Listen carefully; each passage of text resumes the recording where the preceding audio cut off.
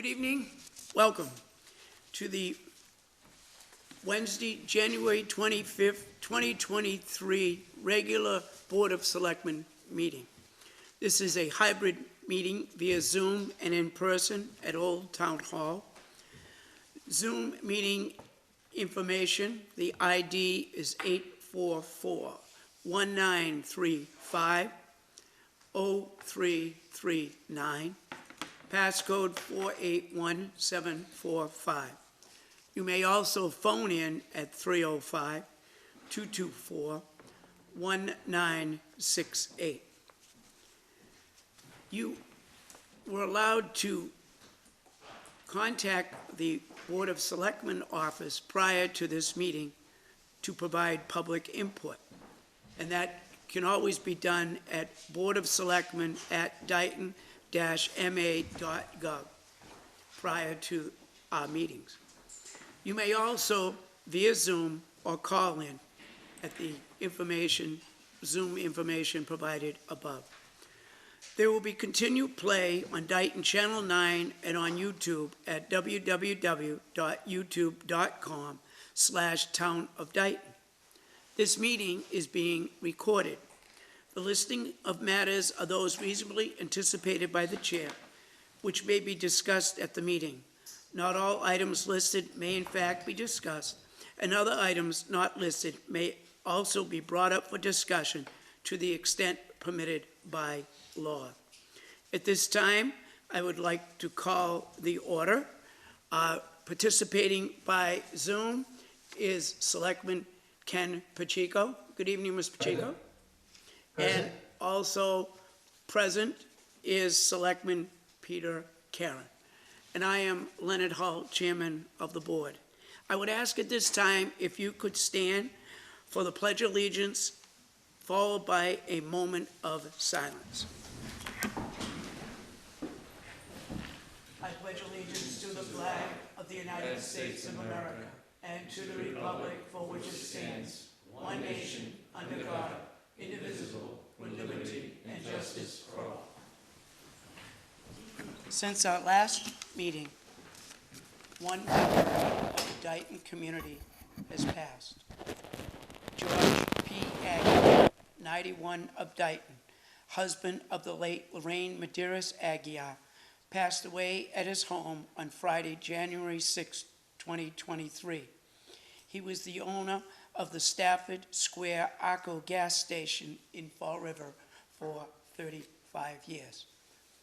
Our thoughts and condolences go out to his family, and could we have a moment of silence out of respect for his family?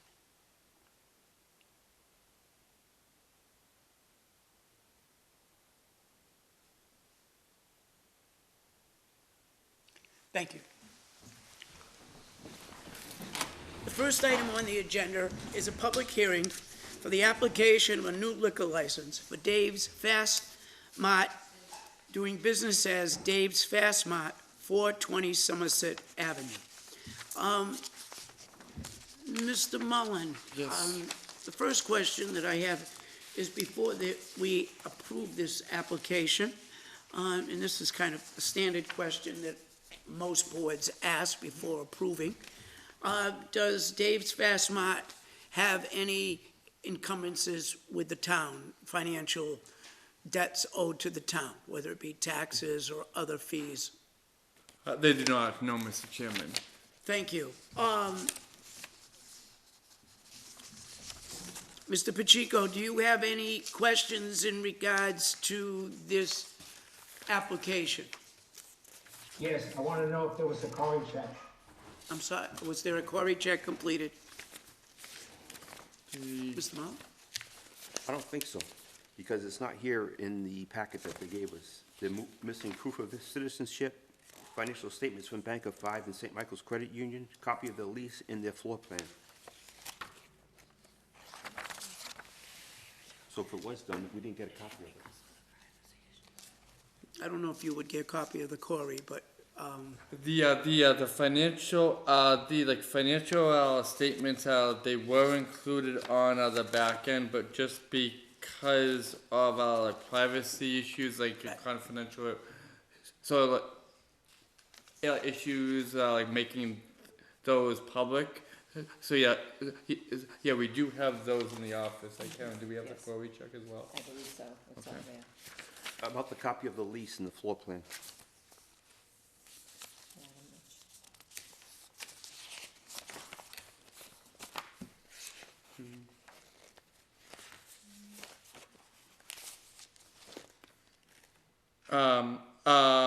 One of the things I would recommend it, so yeah, like if the board, like if the board wanted to like continue the hearing into the next meeting, we could make sure so yeah, the board has all that information in advance. Thank you.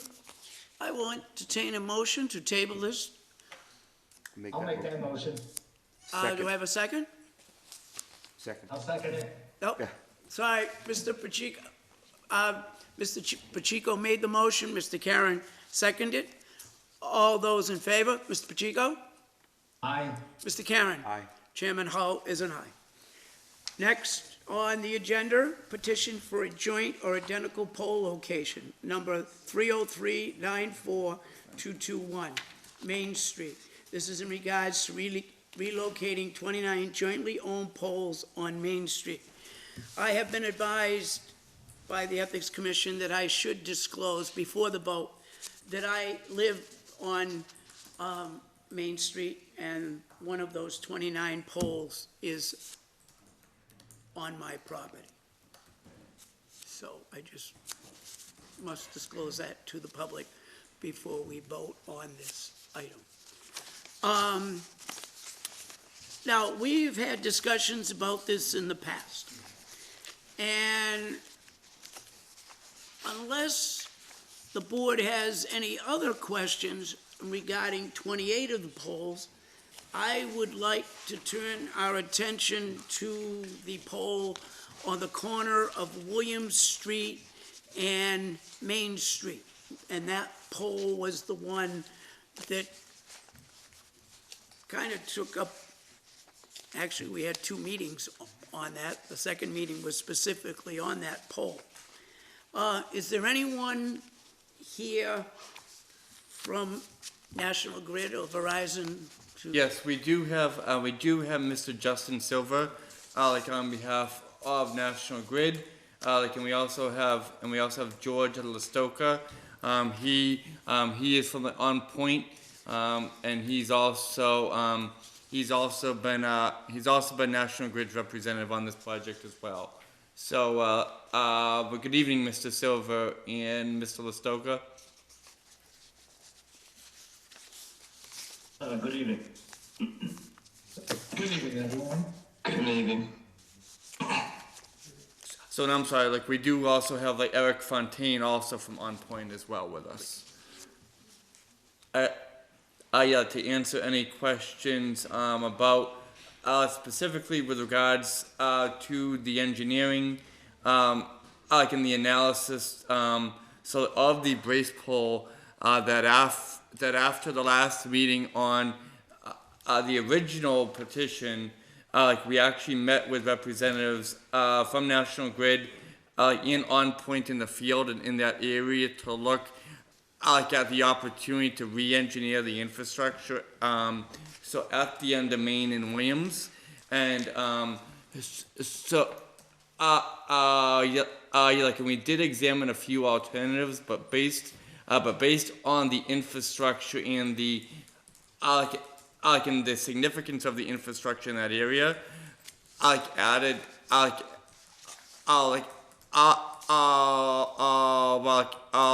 how the weight like of the infrastructure is is actually like distributed on the poles there. We did conclude in National Grid together with On Point Advise that the only option that we on National Grid would have is actually to seek an easement into the front yard of the gentleman who lives right across the street, from the intersection on William Street, and in the in the support so in the support line that would be needed, like, like in order to offset the need of the brace pole, like on the other side of the street, like would need to go about 3/4 into the gentleman's front yard, like, the gentleman who lives on William Street right across the street, and Eric, Justin or George, I'm not sure, like if you want to like add anything relative to the engineering, and really the complexities to, like actually, that involve that area.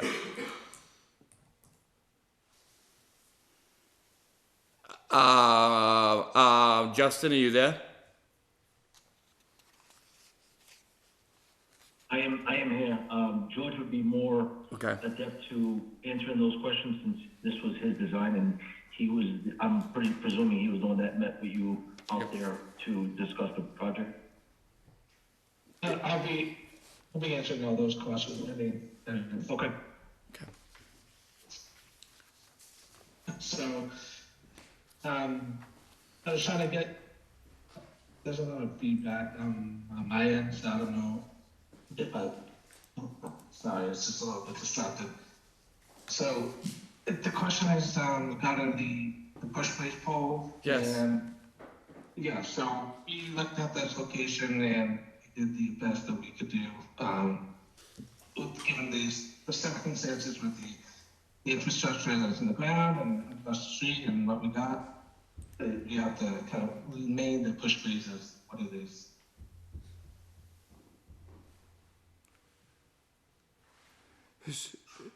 So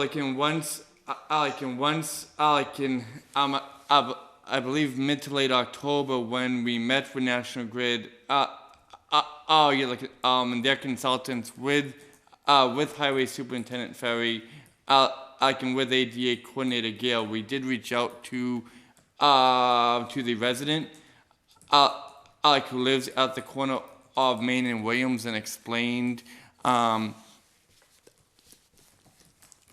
the fact that we did assess alternatives there, and unfortunately because of of the infrastructure and the rate and the engineering, so of everything on the poles at that intersection, we didn't actually have the opportunity to have that moved, and and I even followed up with the gentleman as early early this week, and he did seem to understand that as well. So that's where we are on the brace, on the brace pole right at the corner there. Okay. Mr. Pacheco, do you have any questions before? Yes, yeah, I'm assuming we're talking about pole 114. Right. Yes. Yes. So that neighbor that lives on that corner was concerned about the cable Yes. cutting through his property. That's not gonna happen now? So. That is correct. I didn't catch that, please. Right, so you're asking if the cable was cutting? I'm sorry, they were picking up on that. Sure, there was a cable on pole 114 going onto the property of the person who lives on the corner of Main and William, and he was concerned about that. So has that changed? So you're talking, I'm assuming you're talking about the down guy? The pole that's in line with the right away of the pole. I don't see an anchor into his life, but we're not going in his property. He was concerned about it. Well, So where is that cable gonna go now then? There was mention about the property across the street on William Street, Mm-hmm. Yes. and has anybody spoken to that person? So when we when we did the analysis and walked it back, Selectman Pacheco, into that property, the anchor wire goes right through the middle of that gentleman's front yard. And then we would either need to obtain a right-of-way or an easement to do that. So whereas the area where the poles currently are across the street, they're so like actually predominantly in the town right away already. The only the only thing that just makes it visually unappealing, is the fact that the infrastructure on the pole, so is supported by what is I believe called a brace pole that actually triangulates. Like it triangulates it downward, and it just so visually wise, it's not the most appealing visual. Like attribute at the so in front of someone's property. But it is in the town roadway layout as well, so we don't have to go through any easement or any type of taking thing. It's already in the town right away. And I do actually believe Mr. Chandonnet just is in the process of joining us via Zoom as well. Thank you. Yep. Mr. Karen, do you have any questions? Where 114 was supposed to be pushed back because of ADA compliance? Is that? Yes, there are some trees, some arborvitaes on that corner that would need to be displaced. I think Mr. Ferry could speak on that. It's Tom? What is the question again, please? When we had the hearing the last time, Jonathan Gale was here, and Mr. Lenny Mills, I'm sorry. Lenny had questioned the corner and that the pole was going to be in the way. There are some, there are two issues. Regarding the arborvitaes, there are two sets. Smaller, I don't know, 3, 4, and then there's a clump that's right behind it, and there's a space in between.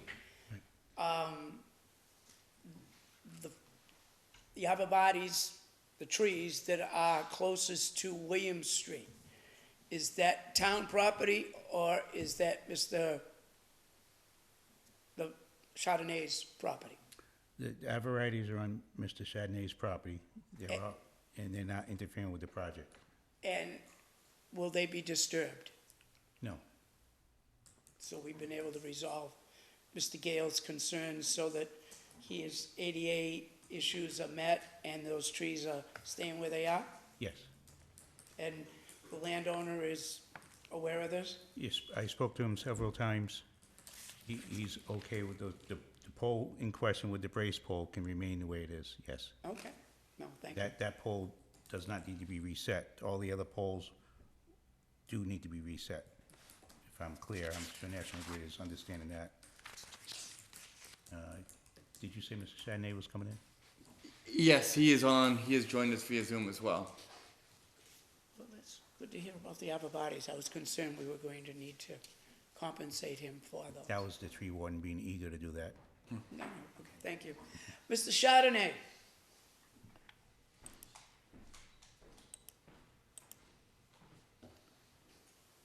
Yes, Good sir. evening. Before we take a vote, I have one simple question for you. Are you satisfied with the direction that this project is going in regards to that pole? Yes, Mr. Ferry and Mr. Mullen went out of their way to check with me and to make sure that they were doing the best that they could for me, and I'm satisfied with it, and I thank them very much for their efforts. Thank you very much. Your input was very valuable, certainly with my decision. Mr. Pacheco, do you have any further questions? No, I'm all set, thank you. Mr. Karen? No, all set. I will entertain a motion to accept the prescribed petition for the relocating of 29 jointly owned poles on Main Street. I make that motion. I'll second that motion. Motion was made by Mr. Karen, second by Mr. Pacheco. All those in favor? Mr. Karen? Aye. Mr. Pacheco? Aye. Chairman Hull is an aye. Old business. Next on the agenda is request from town clerk to opt out of vote by mail. At the last meeting, the town clerk, Mark Pacheco, asked if we would vote to opt out a vote by mail for no excuse voting.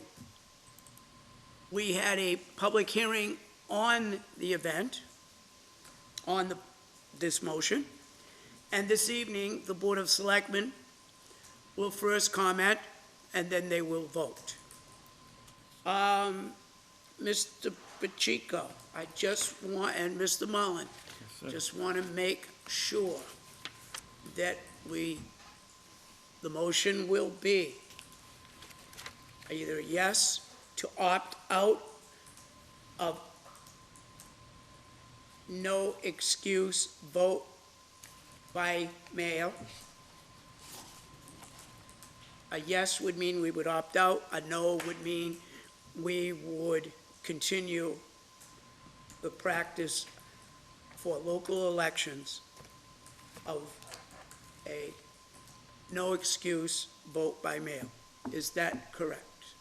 I agree with you, except it's for an election, so it's only for the annual town election. Thank you. And just for the annual town election. This annual town election, 2020.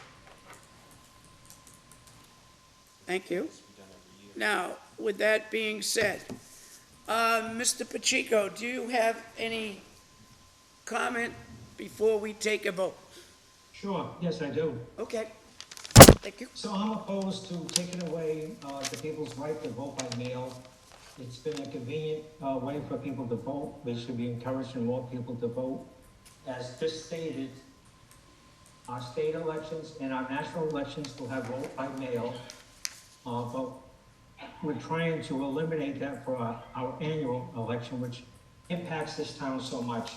I understand there's going to be a cost to this amount, and that the town clerk didn't budget that because he was not aware that this was going to be part of the new system for our annual elections. However, this works out to approximately $1, less than $1 per household. And I think for the cost of the $3,000, I think it's $125, it's worth allowing the people to vote by mail. It's, I've done it, I know other people have done it, so I'm going to support allowing the people, the residents of Dayton to continue to vote by mail. Thank you. Mr. Karen? I'm not sure that the system is broken, and that it needs fixing. I've listened to the comments last 2 weeks ago, or whatever, the 11th, and appreciate the thought that people put into it, but for several years, we've had voting with no issues.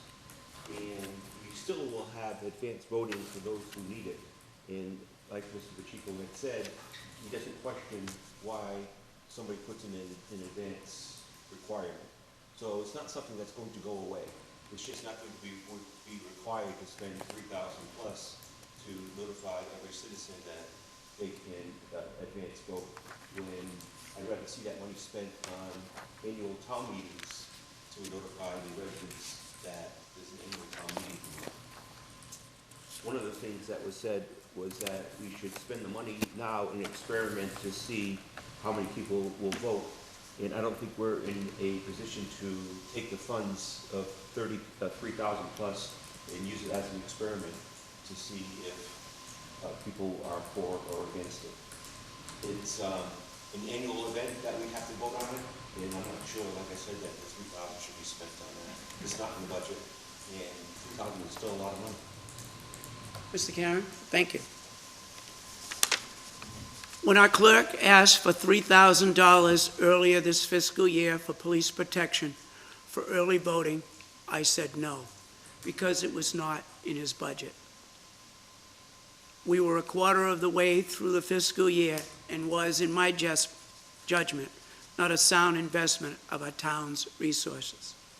Tonight, I will be voting to opt out of early, no-excuse voting by mail for the following reasons. The figure our clerk has said he needs to implement early, no-excuse voting is around $3,100, which is not in his budget. Absentee ballots by mail are budgeted, and the clerk has said he has not challenged the reasons people must report when they request a ballot. So that option is readily available.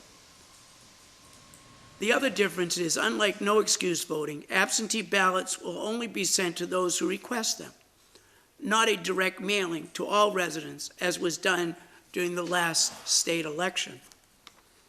We are not restricting people's right to vote by mail. We are saying you need to request a ballot, and you need to give us a reason why you need to vote by mail. The town clerk is also opening up Old Town Hall one day early for voting in person on April 7th. This, along with any additional mailings that no excuse balloting, would present additional challenges for the clerk, who is at this time understaffed due to the medical leave of his assistant.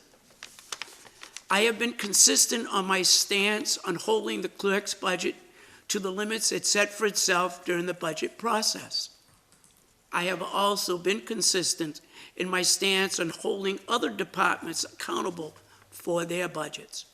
If you remember, I was critical of the assessor's office a year ago when they overspent their budget and had to request a line item transfer to get through the fiscal year.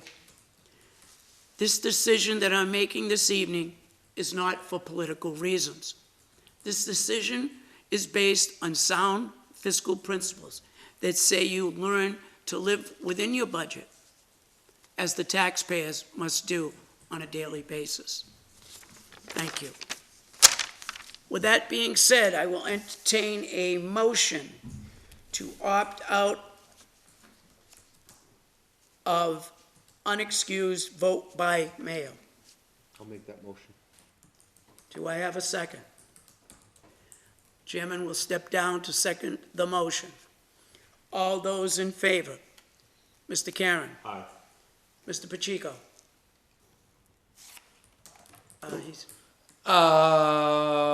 Ken, you're muted. So you're muted, Ken. Yeah, no, the chairman asked those that are in favor, so I'm not in favor of it, so I'm not gonna say yes. Okay. Chairman asked, when he called for the vote, he asked if people were in favor. I am not in favor of this, of opting out.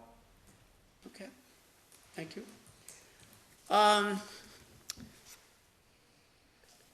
Chairman Hull will vote in favor of opting out of no excuse vote by mail. The motion passes. Thank you. Next on the agenda, review, discuss, and act fiscal 23 reserve police officer and part-time communications hourly rates. Chief Cronin? Good evening. Mr. Pacheco, it's good to see you. Thank you. Thank you, Chief.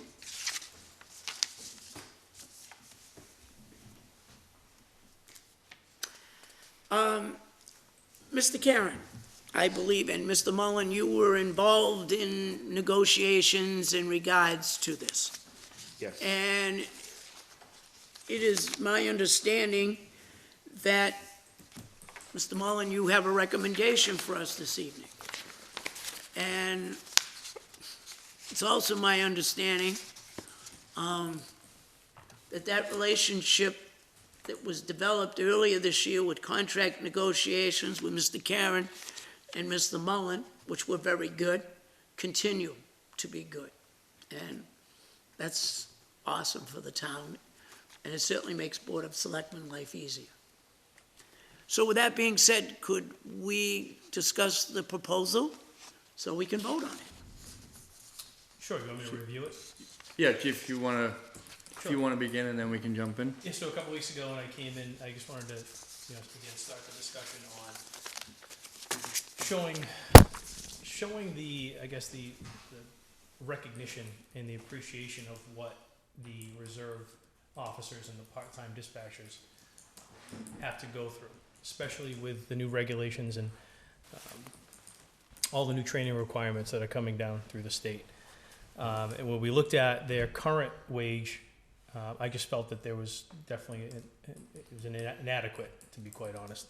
So I had suggested that we explore an increase, and albeit a mid-fiscal increase, which I totally understand is, can be a bit of an obstacle there, but you should have paper in front of you that my assistant and I came up with to show how it's going to affect the budget. I know I had brought up about potentially doing half now and half at fiscal. I was trying to be cautious. I wanted to make sure that going through the budget and going through what we know of as far as hard costs with training requirements coming up in the spring, that I went through all that and make sure that I had a good number at the end. So yes, we did talk about maybe half now, half later. But the good news is, going through it, it appears that if we did the full, and for example, let's say we enacted it sometime in February or March 1, we should not have any issue barring a major event, something that happens in town where we're going to need reserve officers to be on 24/7, or an injury. God forbid there's an injury to a full-time officer. That part-time core would actually fill in for them in their shifts. So barring something like that, and even with that, I'm confident that we're not going to exhaust that line for the reserve officers. Mr. Pacheco, do you have any questions or comment? Yeah, yes, I do. The question's for the chief. What is the difference between bridge certified and post-C certified? Sure. So right now, there is no more reserve academy. For years, Dayton has relied on these reserve academies to put out these, what they're called permanent intermittent officers. That's gone. That whole program is no longer recognized as of December 31st of 2020. So now what happens is, based on the first letter of our officers' last names, we have to enroll them in what's called the Bridge Academy. And basically, it's kind of what it sounds like. It bridges the hours and the mandates that the full-time officers go through to bring them, quote, up to speed with their training and experience from the state side. It's nothing to do with the practical side or the road time, but it's all to what the state says the requirement is for hours. So that Bridge Academy is pretty intense, and especially the reserve officers that we have. They're all full-time, committed elsewhere, and they do this on a part-time basis. So they've made sacrifices. They've worked their schedules. There's 3 weeks that they actually have to go in person for the different segments of training. And our last officer will be finishing up in March, and they've all been able to kind of reroute and plan their schedules to do so. So we're very appreciative for them doing that, because without going through the Bridge Academy, if they don't do it by the end of fiscal of their, again, the first letter of their last name. So for example, the first round of the Bridge Academy was A through H. If your last name began with an A through H and you did not attend and pass the Bridge Academy by June 30th of 2022, you were no longer able to be a police officer. You could have been a reserve for 25 years. It didn't matter. You had to do the bridge. So once you do the bridge, let's say you go through all of that. The post-certification, going from a reserve officer, so you have to go through the bridge, To get certified by post, you need to have 2,400 hours of patrol time logged. And then you have to fill out an application. There's an attestation that needs to get done by myself and their immediate supervisor. That goes to the state for review. Our most current officer that's gone through that, who actually does have the hours, that's been in review now for almost 3 weeks. So nothing happens quick. The post meets, I think, once a month. So we may have caught them on just after they met. But it is, pardon the term, but this whole post thing, it's like we're being, fed with a fire hose with all the things that we need to do. And in a small town like this, it's a pretty big commitment, not only to get them certified and trained, but to actually have them on the books. So that's what this initiative is about, is trying to keep these officers. Because in the event that we do have an issue, my fear is these full-time officers are gonna get burnt out. Forced overtime, and that's gonna hit a different line. But the burnout is my concern. That's where I don't wanna see officers doing above and beyond. I hear horror stories from other communities, and I thank God that we're not in that position. But there are officers out there being forced 3-4 days a week, and I just don't think that's healthy. So that's what this initiative is for, is to recognize what they've put into it, what they've done for us over the years, and to bring them to an equitable place as far as compensation. And you can see the numbers in front of you there.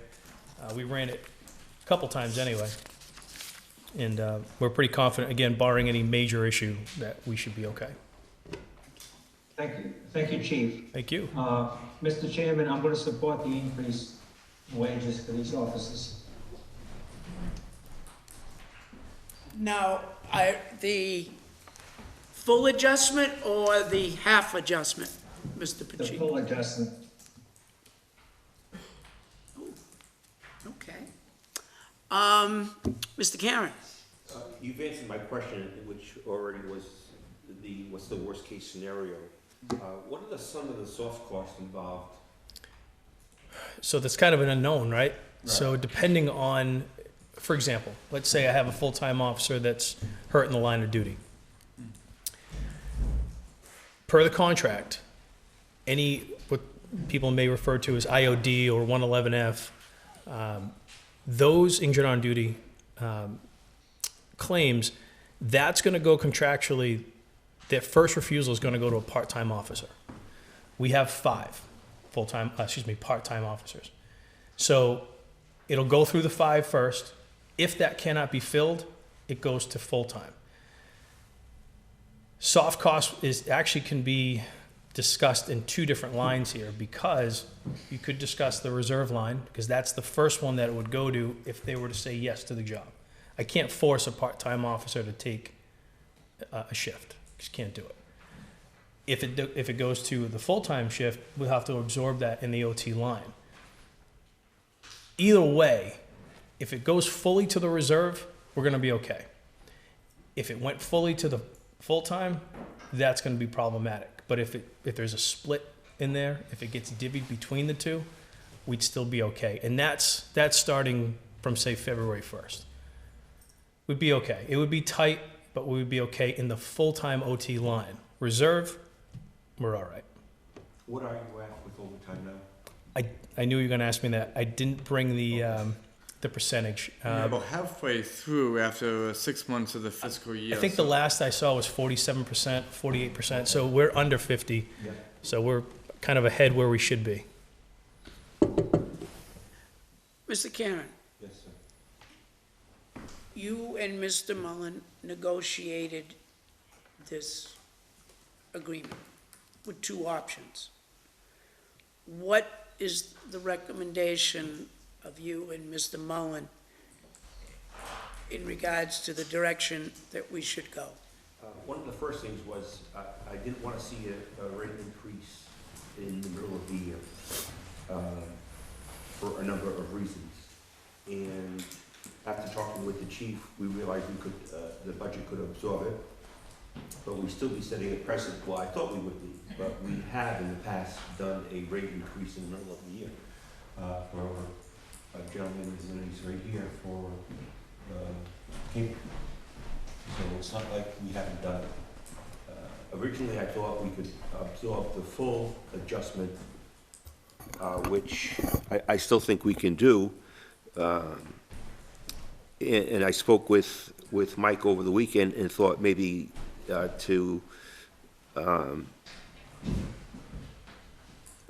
lessen the blow, that we should do the half adjustment and then the remaining adjustment at the annual town meeting in June.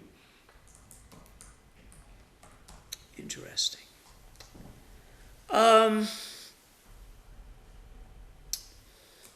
Chief, few things. One, public safety is a major priority to me. We had an issue earlier this year where we weren't able to fill the detail.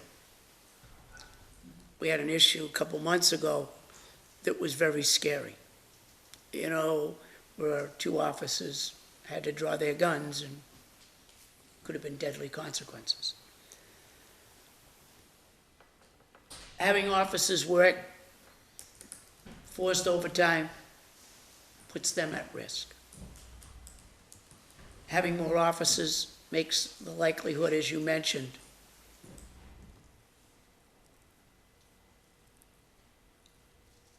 less of a problem. I need something from you, because I'm going to go out on the line and probably support Mr. Pacheco.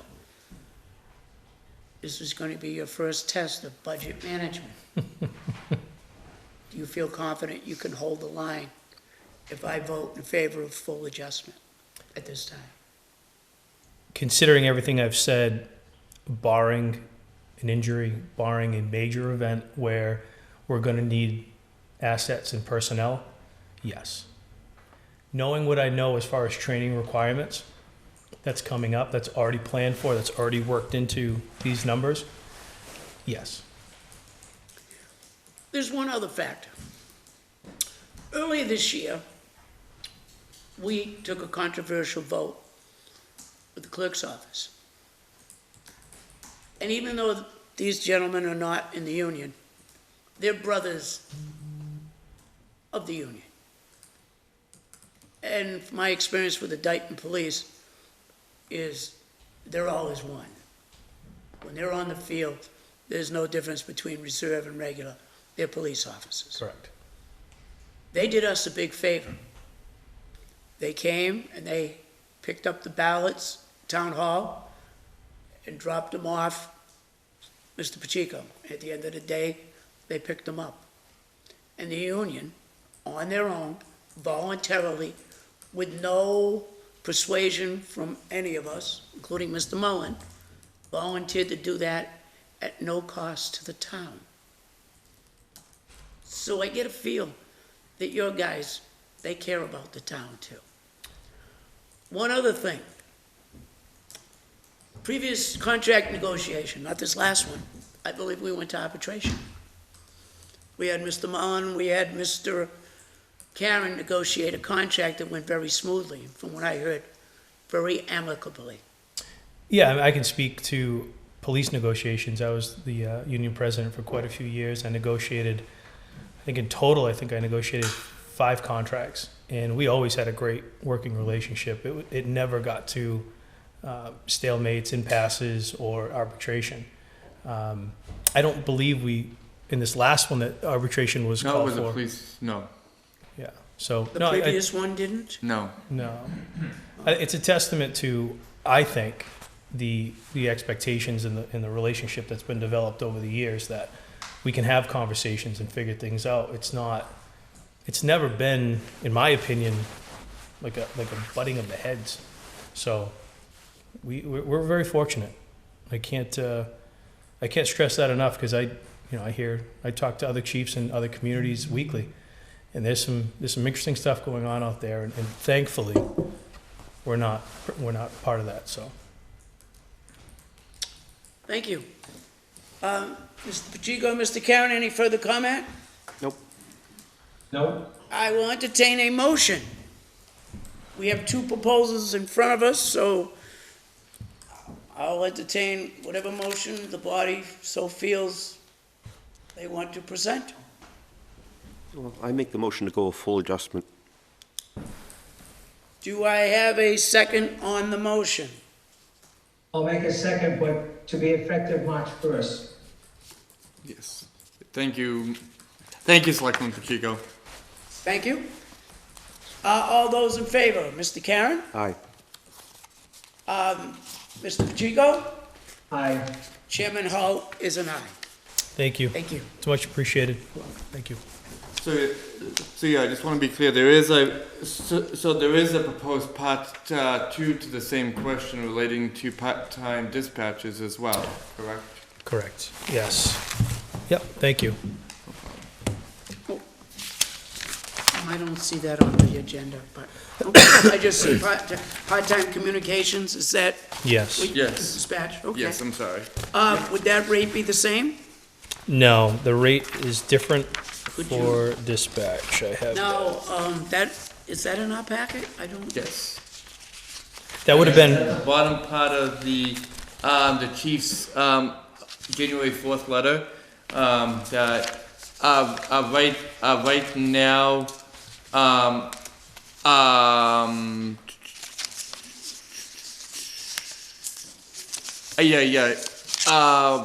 but yeah, Chief, do you want to explain this? yeah. My eyes on. Okay. Glad you're better at this.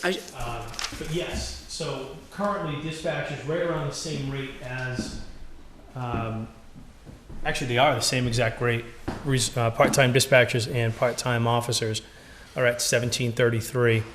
So the proposal is for a training rate, because unfortunately over the years we've had not the best percentage of being able to get people through the training. It's not for everybody. You take that first 911 call, that's pretty hectic, and unfortunately some people just can't do it. You got to be wired the right way to be able to do what they do. So there is a training rate, and then if they are cleared and they are certified, that rate that you see up there would be what I would be proposing to start with. And as you can see below in bold, the full-time rate is $25.71. So it may look low, but I have to say there's not as much of a training requirement for dispatchers annually. They do go through their annual certifications, and there's no question there. But the training requirements and the exposure, in my opinion, is far greater for an officer than it is for a dispatcher. And I know that can be argued because you're dealing with in-person versus the psychological aspect on the phone. So I see both sides, but I think a $3 adjustment is fair. Mr. Pacheco, any questions? I don't have any questions, but I'm going to support the increase for the part-time dispatchers. Mr. Karen, any questions? I have no issues with it. I think it's a good idea. Now, Mr. Mullen and Ms. Karen, you negotiated this, correct? Yeah, like when we met last Tuesday, we discussed this and the impact that it would have on the current communications budget, but also available grant funding that we already have, which we have the ability to apply this expense to as well. So we do have the resources. My question is, I read here, it says no educational incentive. And I read here a rate of $25.71 an hour for full-time dispatcher. Yes, And I know the job they do is important. Reserve officers are expected to go to the bridge training. They carry a gun, they wear a vest, they face the same dangers as a police officer. Yet their rate of pay is $21.89 an hour. I'm just wondering what the,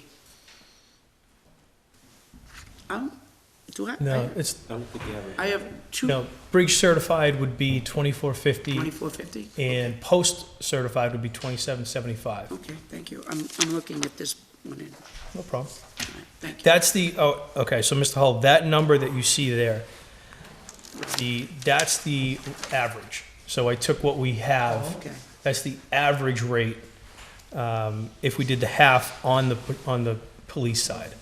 And then the other one is the average for the full adjustment, which is already taken care of. As far as dispatch, there's no tier, so to speak. Does that make sense? Right. Right now, we currently have 3 tiers of reserve officers. Oh, okay. There's no bridge, post. So that number reflects the average of all of those. No, thank you for clearing that up with me. Thank you. If there are no further questions, I will entertain a motion to approve the part-time dispatcher's fee. I'll make that motion. I'll second that motion. Motion made and seconded. All those in favor? Mr. Karen? Aye.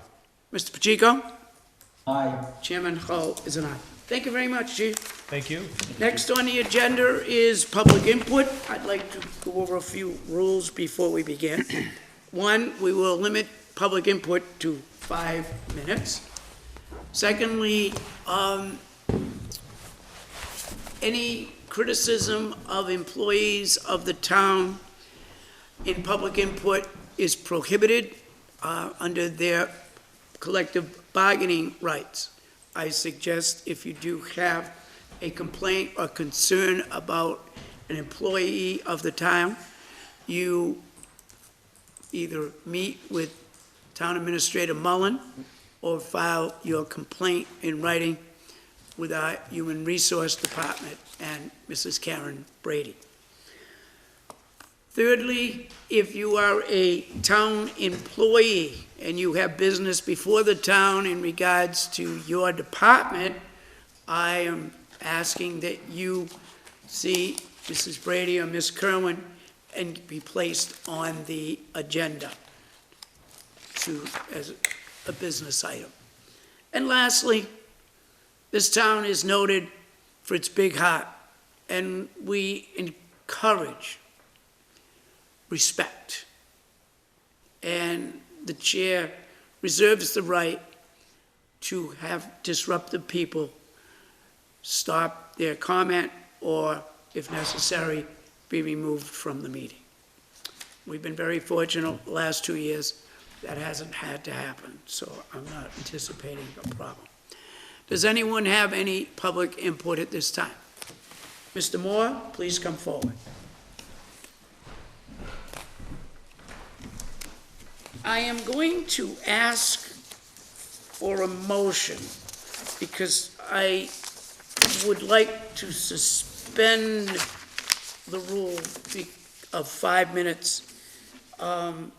There is an item, we received a letter from a resident in the town in regards to the senior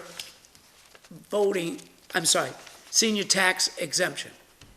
And I believe Mr. Moore, as our town assessor, is going to be speaking on that issue. Am I correct? Yes, that is correct. So I will entertain a motion to allow Mr. Moore beyond the 5-minute time frame. I'll make that motion. Do I have a second on the motion? Chairman Hull will step down to second that motion. All those in favor? Aye. Mr. Pacheco? No. Chairman Hull is an aye. Mr. Moore, please. Thank you, Mr. Hull. Bill Moore, 1835 Smith Street, member, Board of Assessors. Come before you tonight to speak to a letter that has been sent to you. Thank you for hearing me. Glad to see you back, Mr. Pacheco. So what I want to do is a little bit talk about as a member of the Board of Assessors and then a little bit as a person, a voter in this town. As far as being a member of the Board of Assessors, I want to talk about the senior tax exemption and what it means and what options do we have to follow. The Board of Assessors does not have a whole lot of leeway or wiggle room or ability to make arbitrary decisions. We are limited very much by Massachusetts state law. So the state law that falls under the, that talks about senior exemptions is called Subchapter 41. Now, Subchapter 41 basically allows a $500 reduction in tax for seniors that are 70 years old and have income under $6,000 or $7,000, depending on, throughout this, I'm going to say two numbers, one is single, the other is married, okay? So $6,000 to $7,000 in income and $17,000 to $20,000 in assets. We do not use this. This is the base level that applies to all people in the state. So the Massachusetts State Legislature has created other options for towns to select from. And basically, as time has gone on, you know, prices have gone up, things have become more difficult for our seniors, and therefore you can see the pattern that the amount keeps going up as you adopt each individual section. So the 41B, which we do not use as well, still has a 70-year-old limitation. Income is higher now, it's 10-12, assets are 20-30. So basically 41B, you get a higher threshold of you can make more money and you can have more assets and you get that $500 reduction in your taxes. Now, the next one is 41C. 41C is the option that we in Dayton actually use. And we have a 70-year-old limit, so you have to be 70 years or older. Your income has to be between $13,000 and $15,000, and your assets have to be less than $28,000/$30,000. $500 is the amount that's generally allowed, but you may recall that under 41C, we were allowed to increase that amount up to $1,000. So we were able to double that, and we did do that. I believe it was, I don't know if anybody remembers, I think it was 2 years ago that we increased the amount from 500 to 1,000. So this is a situation where we're at right now. We give people a $1,000 tax break if they're over 70. And frankly, you have to be destitute. I want to say certainly what I've seen this year has been like one. I think we've seen one application. My understanding is that the numbers for the whole year is like less than 10 people actually meet this set of requirements. Do you have a question, Ms. Dahl? What would it be if we went to 65? 10? Oh, I have no idea. That I do not know. But I think the primary problem that people have, and the reason we generally deny, is because of the income and the asset limits. Like I said, if you're a single person and you make over $13,000 a year, you get nothing. You can't get this exemption. If you have assets, now assets being money in the bank, so if you've saved your entire life, you know, you got a 401k or something like that, you got $28,000 in the bank, you don't get the exemption. All right, that's what we currently have. Now, there are two things that the letter is talking about. First of all is the possibility of the reduction in age. I think that's pretty straightforward. To reduce the age from 70 to 65. This would increase the possible number of people. But again, they would still have to be pretty much destitute in order to get this particular exemption. Now, there is an ability within 41C that we can jump the income from we can double it basically from 1315 to 2030. That's another option. And along with that, we can increase the assets from 2830 to 4055. So what I'm saying is that we have the ability, we could put something on the town meeting to bump the allowable income and the allowable assets to, say, for example, a single person, senior, able to make $20,000 a year and have $40,000 in assets, and they would still be eligible. Okay? Yes, thank you. So that's 41C. Now there's another one that we do not do, which is a 41C and a half. Again, 70 years old. By the way, we get to pick one. We don't get to have multiples. So right now we're at 41C. 41C and a half is newer, and it's much more it gives a lot more to seniors, put it that way. Starting, same thing, 70 years old, but we have the ability to say that's less, 65 years old. The income limit is now tied to the circuit breaker amount, which is set by the state every year. Current amount is $64,000 for a single person and $96,000 for a married person. Now, married couple, I should say. So I would suggest that that would open up the ability to a lot more people, a lot more seniors to be able to get this exemption. Also, there is no asset test under 41C and a half. So you can have $1 million in the bank, and you know, if you make under $64,000, you can get a senior tax credit if you're just a senior, right?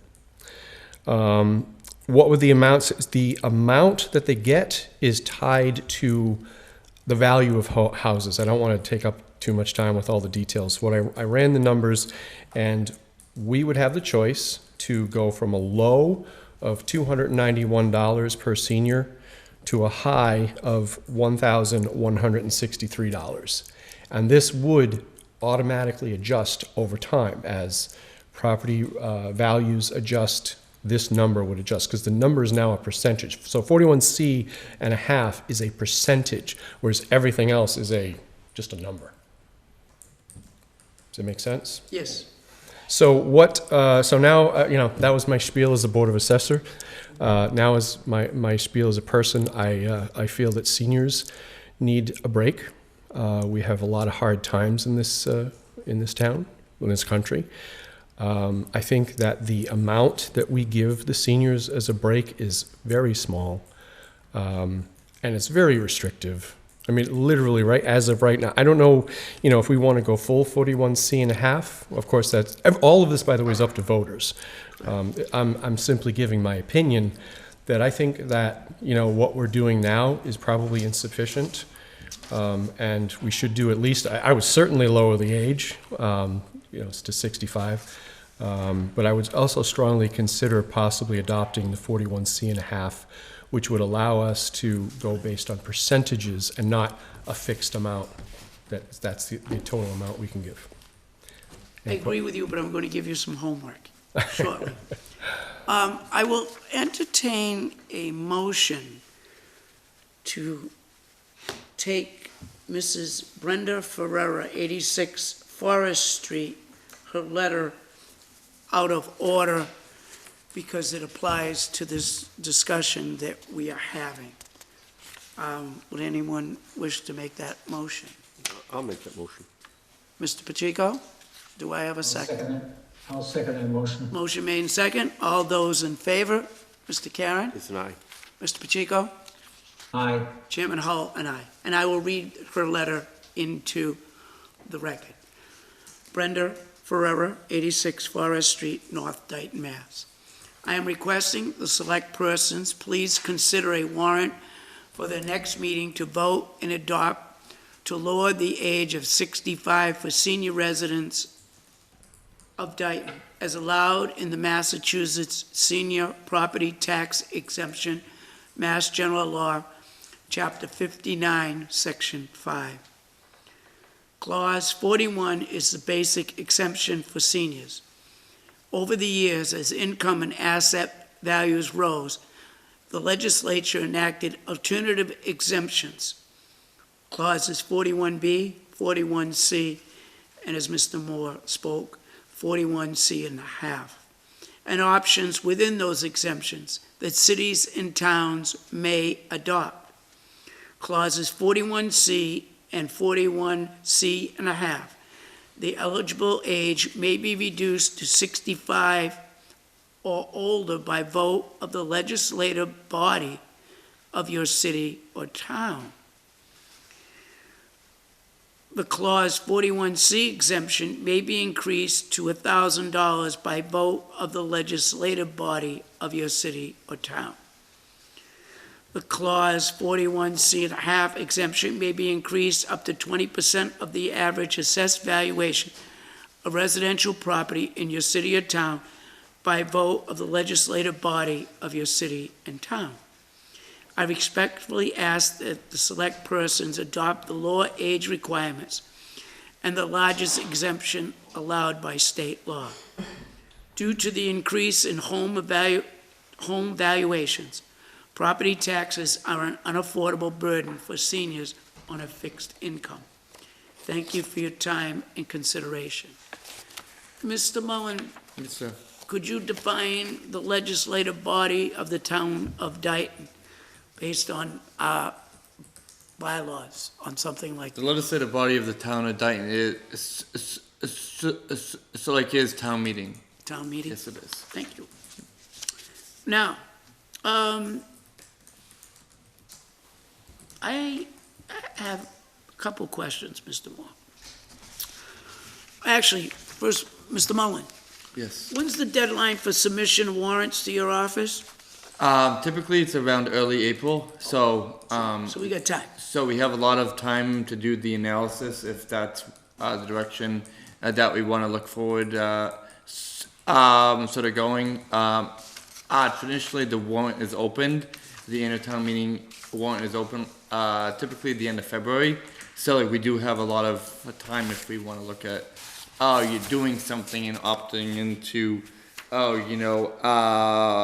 section 41C1/2, if that was the desire of the board. Mr. Moore,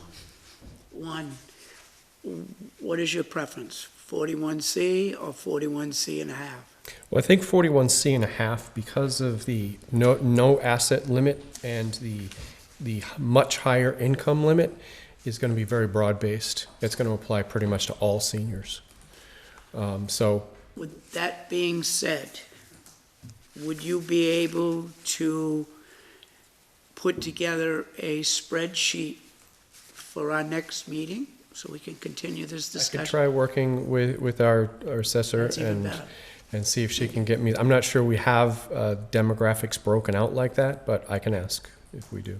That would make our decision that much Of course, easier. of course. But I think that the thing of 41C1/2, which I've described what it is, what it actually is going to mean in terms of the final dollar amount to the town, I don't have that answer yet, and I could try to dig and get that answer. Mr. Mullen, I'd like to create a schedule on this. Because there are two ways, correct me, that an article can be placed on a warrant.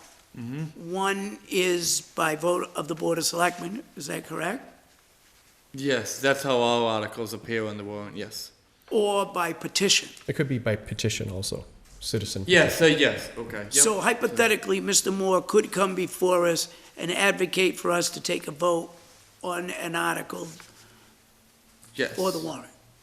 Yes. I believe that's what this letter is saying, and I'm Yes. basically agreeing with I, that. yes, I don't know all of the political winds and how they blow. So for the next meeting, could you provide us that, I'll get you more information. so then our next meeting, if we have a consensus, then we can work on the language. The only thing is, as we go forward, I ask that this be an agenda item rather than through public input, as we did this evening. Okay. With that being said, I will entertain a motion to allow Mr. Moore to work on this, to come back before us at the next meeting as an agenda item. I'll make that motion. I'll second that motion. Motion made and second. All those in favor? Mr. Karen? Aye. Mr. Pacheco? Aye. Chairman Hull is an aye. We'll see you next meeting. Thanks for the homework. Thank you. Well, Have a good thank you night, for guys. what you're doing. This will be a huge savings. I think, I've always felt bad about what we're doing for seniors in this town. I don't think it's enough. The last option is a little scary, might be too much, but I think we could probably find something in the middle that's going to help possibly all the seniors in our town. And I know it was a campaign promise by me, and I have a feeling my colleagues also feel the same way, to lower taxes and to do what the best we can for the taxpayers of this community. Especially This those is on a a positive, fixed certainly income. a positive way. Yeah. Thank you. Thank you. Have a good night. Thanks for the work. Okay, next on the agenda are unless there's any other public input, announcements. Thank you. I'll read the announcements. Thank you very much. Yeah, so, before I read the announcements, I wanna let the residents in Dayton know, as you probably are aware, I've missed the last two Board of Selectmen's meetings. I had a minor stroke on Christmas Eve, so I'm presently recovering, from that with rehab, speech and physical rehab. I've missed other meetings. I hope to start attending more meetings, but I will be doing Zoom for the foreseeable, future. So please bear with me while I'm reading these announcements. Please note that the townwide parking ban is still in effect through April 1st, 2023. No person shall park a motor vehicle on any street between the hours of 12 midnight and 6 a.m. on any street. The Town of Dayton's food bank distribution will be held next on February 18th, 2023, located at Town Hall, 979 Somerset Avenue, lower level. Dog licenses are available in the Town of Dayton, Town Clerk's office for all dogs who reside in Dayton. You must present a valid rabies certification at the time of licensing. Please license your dog, it is the law. The Board of Selectmen is seeking applicants from Dayton residents interested in serving as an at-large member of the Community Preservation Committee. Residents are encouraged to apply through the town website by Thursday, February 9th, 2023. Thank you. That's the announcements.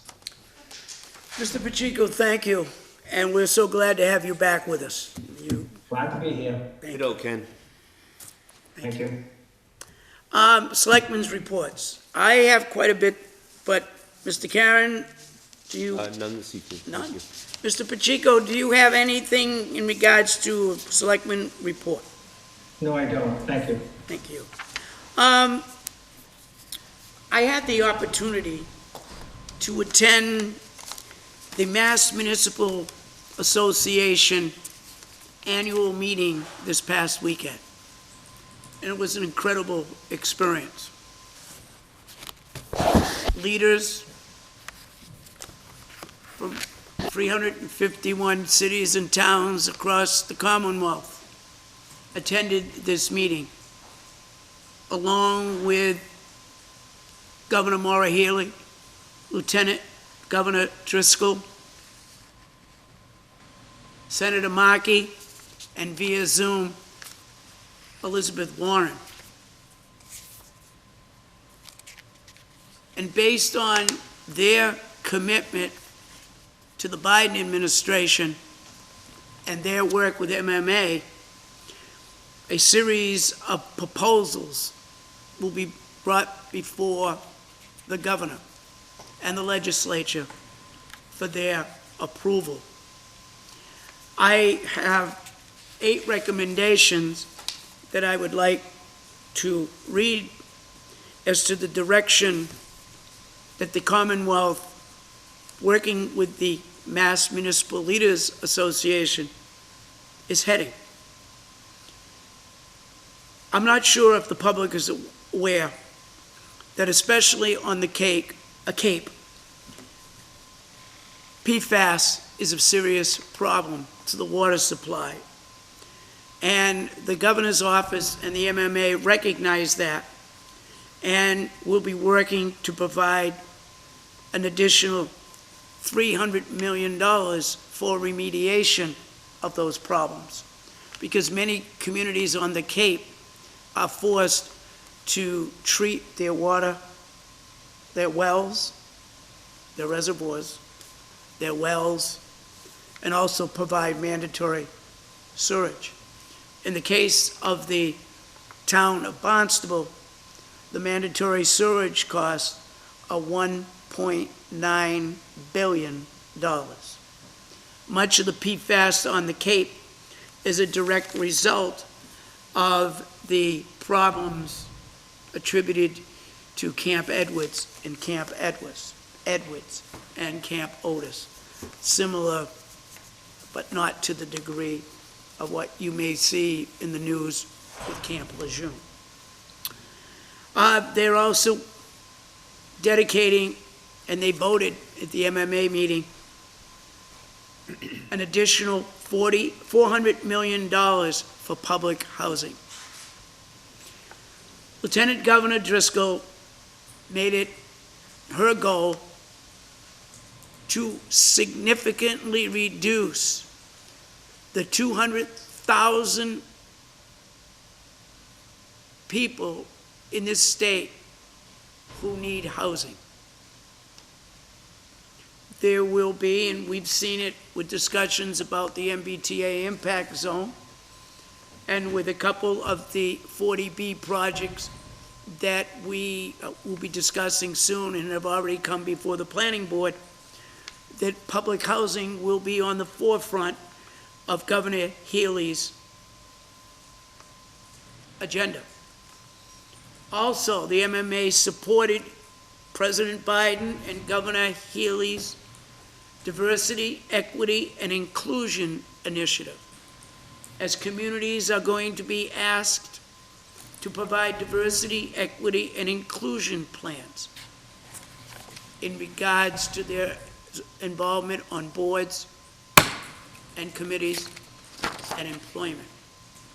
This initiative started with a meeting between Pierre Trudeau of Canada, President Biden, and the Prime Minister of Mexico, where they signed an alliance that this would be the goal that they would put forth to their respective countries.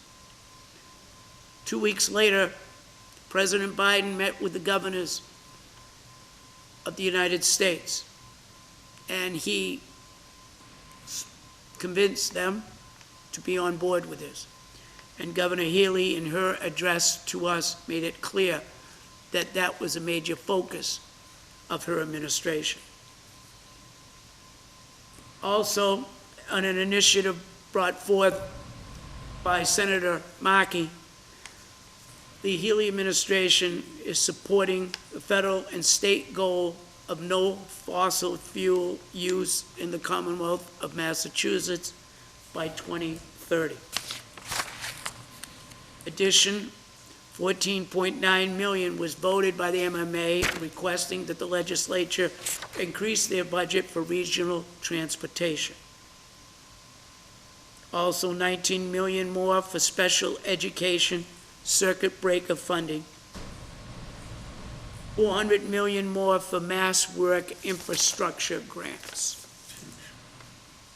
And also, I had the opportunity to meet with the state auditor. Just started, Diana DeZolgalo. And one of the things that she's asking that the town of Dayton, because we have expressed a concern for all of the mandates, both federal and state, for our transfer station. And the auditor mentioned that she has received concerns and similar requests from other communities.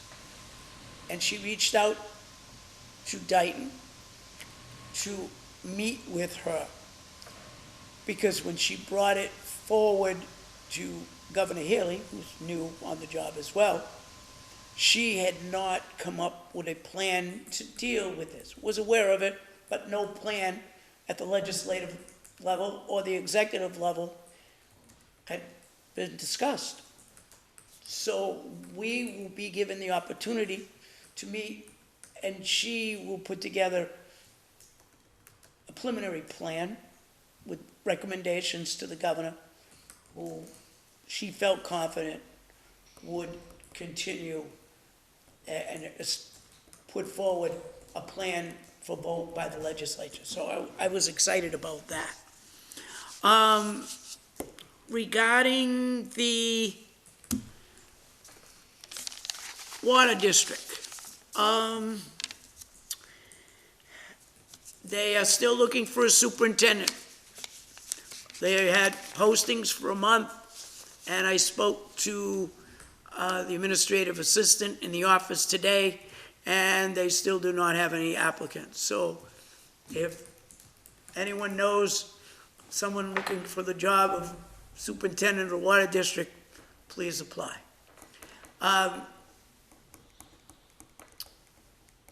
Tina Braga asked that I mention that many of the members of the Dayton Water District received cards to contact the Water District office to set up an appointment so that her crews could come out and change the unit in the meters that is not functioning and not allowing them to mobily read the meters. And also, unfortunately, there has been no progress made in negotiations with the Somerset Board of Selectmen in regards to the negotiations about the Brook Street well. Today, I received a number of complaints from residents on Main Street in regards to the Main Street project. And I spoke to Mr. Ferry about this, and Mr. Ferry wanted to make it clear that at this stage in the project, that it is the responsibility of the Dayton Water District. One of the biggest complaints that I receive is that they put a skim coat down over the pipes that they had replaced. And due to plowing and snow and ice, the skim coat is breaking up. So I requested with the water district that they resurface that, and I didn't get the response that I was hoping for. With that being said, I was asked to put out the following names for residents who have concerns about the Main Street project. The project manager is a man by the name of Nick Wynn, and anyone who has questions or concerns should direct them to him, and his number is 401-481-1943. Or they may call the Dayton Water District, speak to Tina Braga at 508-824-9390. Lastly, from the school department. On January 19th, from 6 to 8 p.m., Dayton Rehoboth Regional High School had their green and gold night. When Bill Rooney came on board as superintendent of schools, one of his primary goals was creating a culture of excellence. They had an outstanding turnout for this event, and it has energized both the students, faculty, and the leadership of DR. There are many good things coming out of the Dayton Rehoboth Regional School District. I might add that the financial advisory team had their first meeting, and the middle school and elementary advisory committees also had their first meeting. And their role will be to help set the budget, their input on the budget, curriculum and instruction, textbook and library book review. And Mr. Rooney is encouraging parent involvement in the decision-making process in the school like we haven't seen in almost 10 years. Wow. So that's all I have, unless there are any further comments. I will turn the meeting over to Mr. Mullen for the town administrator report. Great, and thank you, everyone, and thank you, Mr. Chairman. I just wanted to provide, we began actually last year with creating a financial, a town of Dayton financial dashboard that Especially at the beginning of the budget cycle, we're gonna, like over the next 5, 6 months and even beyond, hear a lot about, the utilization of our free cash balances, where we are with our excess levy capacity, like what actually like our general stabilization, like in our capital stabilization fund balances are. And one of the things, as I have always understood,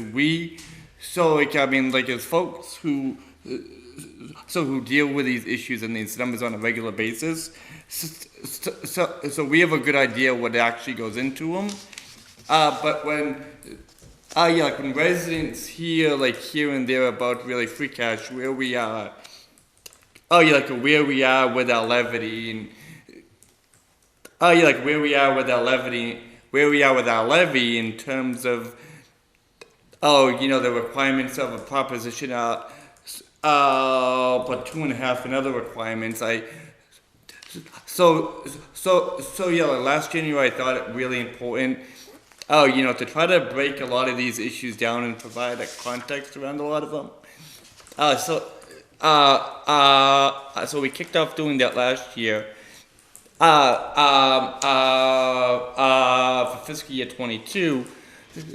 So now that we have our budget, and we have the levy, and we have the tax rate for fiscal year 23 finalized now.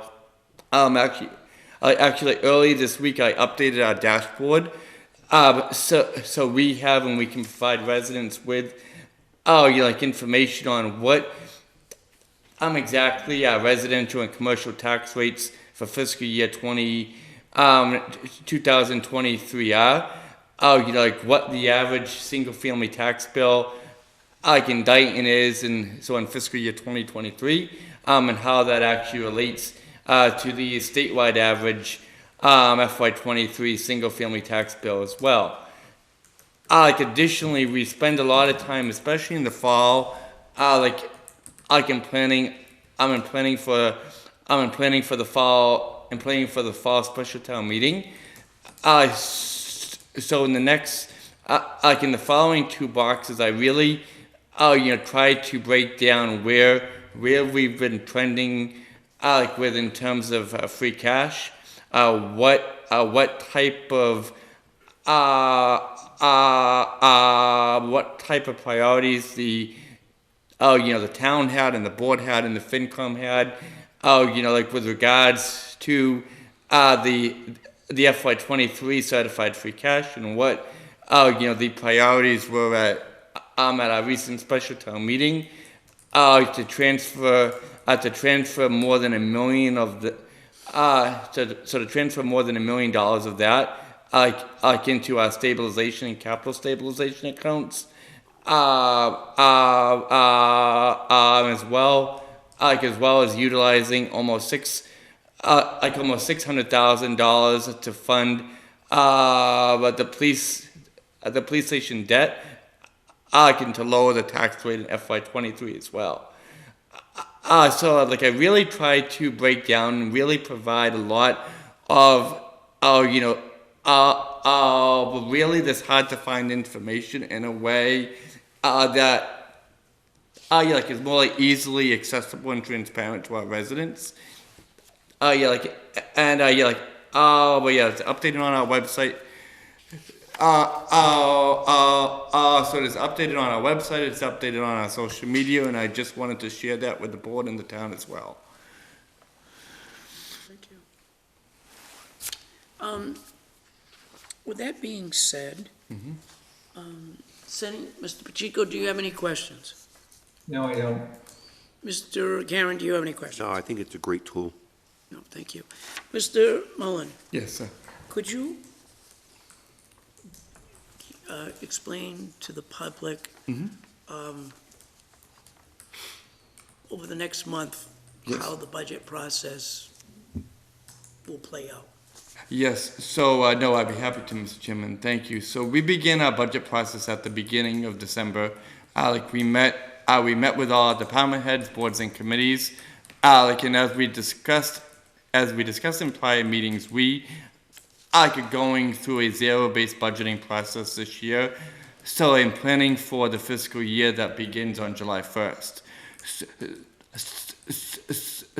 So, and what we mean by zero-based budgeting is we're not really gonna start with the budget that we have now and just really like add on or build on that. We're really starting the budget process from zero.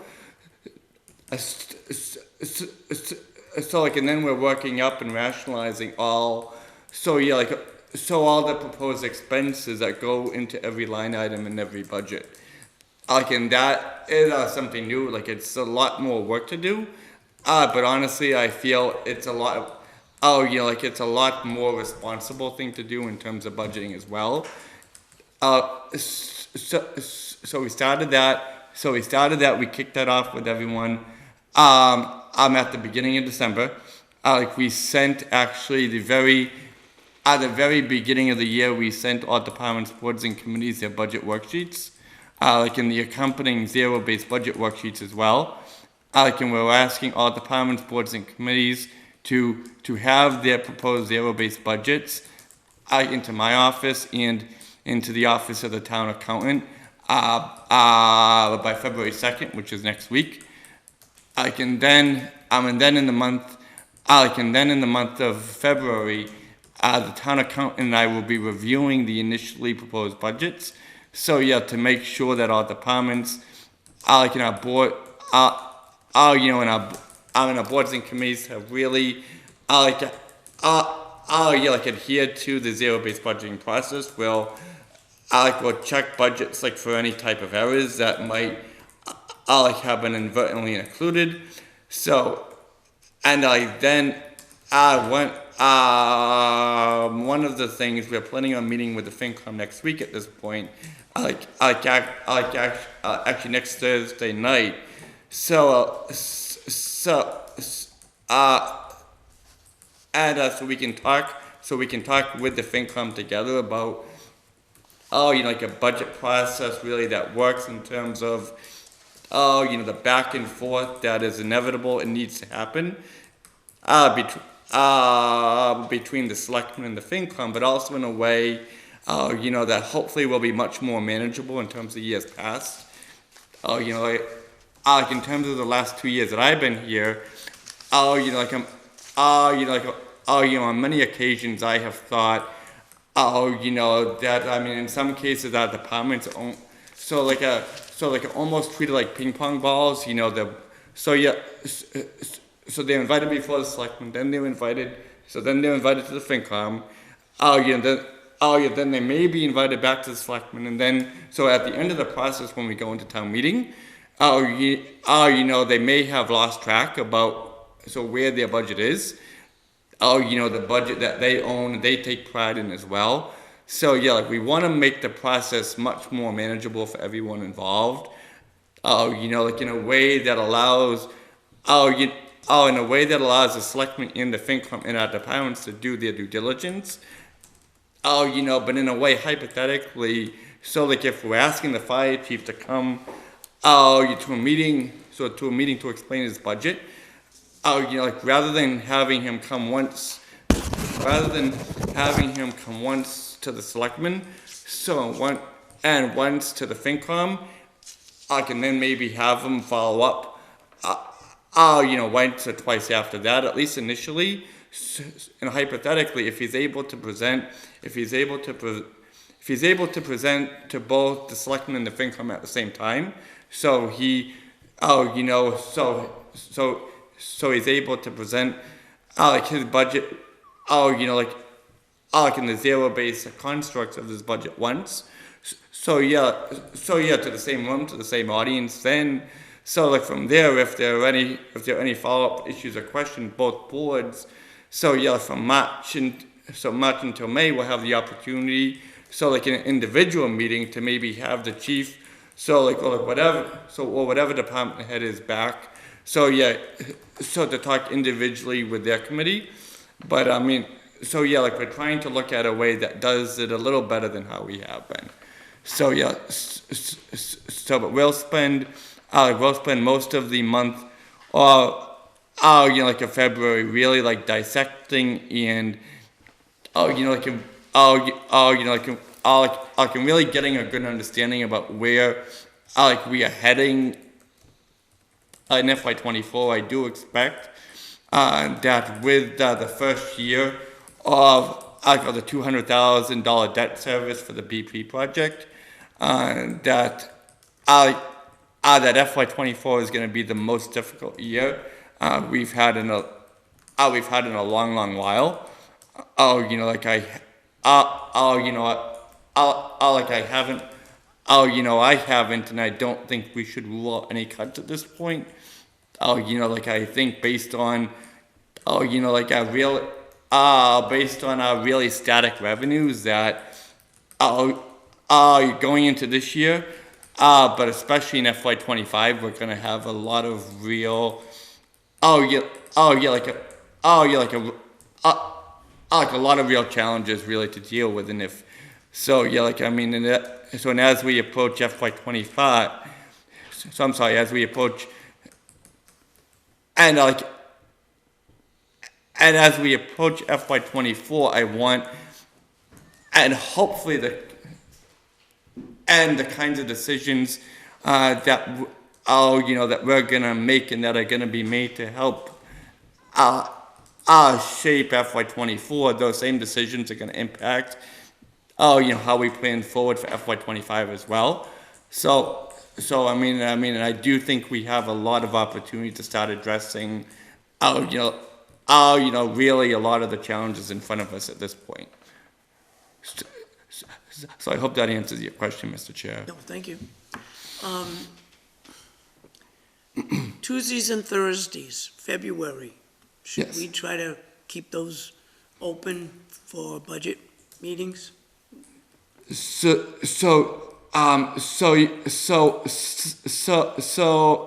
once we finalize the joint meeting with the FinCom for next Thursday, I want to, have all of us actually kind of involved in charting out what the schedule will look like. Like I think, just hypothetically speaking, I think a Tuesday, Thursday schedule maybe, like for the first part of March might be, might be practical. So like the town accountant and I with our department heads, we can really focus and and I can have a better understanding where we're gonna be. But like, like in terms of evaluating what, the proposed budgets are gonna be and how that, and how they align with our available revenues, like I think a Tuesday, Thursday schedule in March, like, or even like a Monday, Wednesday schedule in March, it could be, really helpful and beneficial at this point. Wednesdays we have school, selectmen meetings, so that's my only concern. Oh, that's true too, yeah. Okay, no, thank you. So I'm losing my voice. Mr. Mullen, thank you. No problem. Regarding new business. Mr. Karen, before I go to new business, Mr. Pacheco, before I go to new business, do you have any questions for Mr. Mullen regarding the budget process? Mr. Pacheco, is it me? Yes. I have no questions. Okay, thank you. Okay. Mr. Karen? No questions, thank you. It's a great presentation. Okay, new business. Review, discuss, and act to reset the term and make nomination papers available for 1 year school committee term. As you are aware, the question has been raised about the appointed term of length for Mr. Chris Andre. He was appointed to a term to fill an unexpired elected term on the Dayton-Rehoboth Regional School District through April 26, 2024. After reviewing the regional agreement with the school district, I believe the appointment term as spelled out with the town and as spelled out with the regional agreement are in conflict. The town clerk has spoken with town leadership, including Mike Mullen, our town administrator, and Chairman Leonard Hull, the Board of Selectmen, to resolve the conflict in accordance with the regional agreement. And at a meeting that I had with the leadership team of the Rehoboth Board of Selectmen and the leadership of the Rehoboth School Committee, they totally agreed that it was necessary for Dayton to be in compliance with the regional agreement. This issue, I believe, was also forwarded to town council. And they recognized that the regional agreement and recommended that the regional agreement is something that we should follow, but did say that that is totally within the perimeters, correct me if I'm wrong, of the Board of Selectmen. The issue of Mr. Andre's term length will be on the agenda for discussion and vote this evening. Yes, in accordance with the regional agreement. So it will be necessary to do 2 votes this evening. One, to accept this change, and secondly, to make nomination papers available for this 1-year term. If it passes, nomination papers will be polled by February 15, 2023, and returned by February 17, 2023, by 5 p.m. Now, Mr. Pacheco, could you come to the podium for a minute, please? Mr. Mark Pacheco.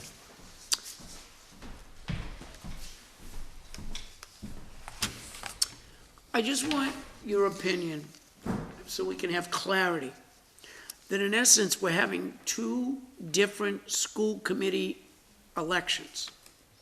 One for a 3-year term, and one for a 1-year term. Is that correct? Yes. Will the new nomination papers, because the 3-year term nomination papers have already gone out, Right. Mm-hmm. will the new papers, if we vote, will they specifically state for a 1-year term? Yes. Yes, they will. If anyone who pulled a paper for a 3-year term, could they either reapply for 1 year, or could they run for both? I think they'd have to pick one, because I know that's come up in other towns. Sorry, I wasn't prepared for that question, where basically a selectman wanted to run, they were already elected, and they wanted to run for, again, just to keep the term going, basically. So I would think they'd have to pick one. Pick one? Pick a term, 1 year or 3. You can't run on both, No. but I can double check that, Would though. you? Yes. Just- Mhm. Just, That's off the top of my I head. can see the political advantage, apply to both, and if you win them both, then you can just give up one. Right, right. And then the second person would move up. I mean, that would be a safe way if you really wanted to get elected. Right. If you lost one, well, then whatever one you won, you're good. That would be a unique scenario, and, but yes, it deserves some research, so I will do that. Just to make, so we don't have any problems down the road. Yes. Now, in addition, are there any questions, Mr. Pacheco? Mr. Ken Pacheco? Yes, I do have a question. Sir? It was the Board of Selectmen who appointed Mr. Andrade until April 26, 2024, but we also had the school committee members also participated in that vote. Should they be here as part of this discussion? I can speak to that if you'd allow. Oh, yes. that's Okay. fine. So Mr. Andrade, as I understand, is the chair, and he. That's correct. He did get a copy of this letter That in is advance, and we're not changing the person, just the length And I believe when you guys appointed him, they wouldn't have had a quorum anyways. Wait, what was that? There wasn't a quorum of the school committee, That is correct. which is why It was ultimately only the it members from Dayton, relied on you guys, and I right? know how the Rehoboth Board of School Committee members feel, so that's fine. So that's my thought. Mr. Pacheco does bring up a good point, though. They have never taken a formal vote on this issue. What is your time frame? February 2nd, Next week? next week. They would have had the vote basically at the school committee meeting yesterday. Yeah, excuse me, Mr. Chairman, clarification. I was talking about the members of the Dayton School Committee. The Board of Selectmen and Dayton School Committee members met together, and we appointed Mr. Andrade until April of 2024. I'm not asking about the Rehoboth Selectmen, Rehoboth School Committee members. I'm talking about the Dayton members who participated in interviewing and voting for Mr. Andrade. So were they invited, the Dayton School Committee members invited to this meeting, I can. Mr. Pacheco. I'm sorry, Mr. Mullin. So no, the other Dayton members of the school work committee weren't invited. Weren't invited to this meeting, Selectman Pacheco, because of the guidance we got from town council. From town council specifies neither the regional agreement nor Mass General Law specifies what body would vote to instruct the town clerk to place the position on the ballot per the regional agreement. In the absence of any other authority on this subject, the Board of Selectmen should vote as the executive body of the town. Mr. Mullin, thank you very much. Thank you. Mr. Pacheco, any other questions? which, Mr. Pacheco, me? Yes, yes, Ken. Yes. So that doesn't answer my question. Were the other Dayton School Committee members invited to this meeting? Not necessarily to vote, but for their input. No, because really we're dealing with the executive authority of the, the executive authority of the, of the selectmen, to put the position, on the balloting, so in accordance with the regional agreement, when we adhere to the regional agreement, and work to interpret the regional agreement as a term, as town council just did. The term, the regional agreement doesn't really provide the ability for the term to be any longer. What is being proposed to be modified tonight? So the answer is no. They weren't invited. Yeah, no, the answer is no, because, in our judgment and in the judgment of town council, they really didn't have a role to play in either modifying the term, or setting the position on the ballot for the upcoming annual election. Mr. Karen, do you have any comment? No. I spoke with town council via phone, and Mr. Costa made it very clear to me that this decision was that of the Board of Selectmen, exclusive, and totally up to the 3 members of the Board of Selectmen.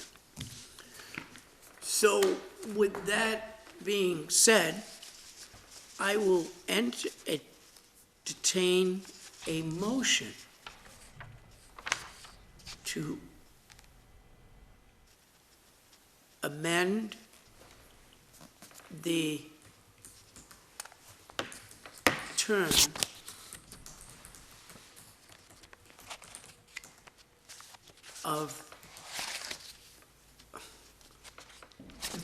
to fill the unexpired elected term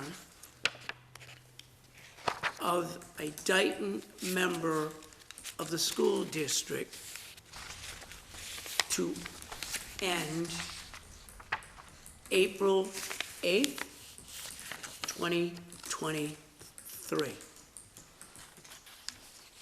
I make that motion. Do I have a second? I'll second that motion. Motion made and second. All those in favor? Mr. Karen? Aye. Mr. Pacheco? Aye. Chairman Hull is an aye. The second motion that we will need, Mr. Chairman? Yes. Mr. Andre has his hand up. I think he wants to speak. oh, I'm sorry, I didn't see. Mr. Andrade? Yes. Your cream background and the yellow, I didn't see your hand. Sorry. Thank you, Mr. No Pacheco. problem, yeah, thank you. Can you hear me okay? Yes. Yeah, I did, I know you already took the vote, which is perfectly fine. I did have a couple of statements I wanted to make. One, I want to thank Mr. Pacheco, who gave me really good feedback on the error that took place and the process going forward. So thank you, Mr. Pacheco, for that. Thank you. I'm also in agreement with your vote. I think, you know, as a elected and appointed member of the district, I'm in full agreement that you should vote to follow the regional agreement. And I'm happy to, if the committee votes tonight, to rescind the appointment through April of 2023 to full papers, if that's your choice, to make that appointment available to run for a one-year term. Again, just to recall, there's no stipend involved with this position. So whether if people want to try to vote for a one-year term or a three-year term, best of luck to you all. We do this for the town, we do this for the students, and I'm happy if elected to perform this duty on behalf of the town and the students. Lastly, I just had a concern, and I will raise that to you. I did read the documents in your packet tonight. Regards to the initial assessment of the attorneys about that it should be filled through the two-year term. When he quoted the regional agreement, which clearly states it's only for the one-year term, so I just would want to note that the attorney was very egregiously and erroneously in error making this appointment decision to you, and then you should take that into consideration, in my opinion, as you renew contracts with your town attorney.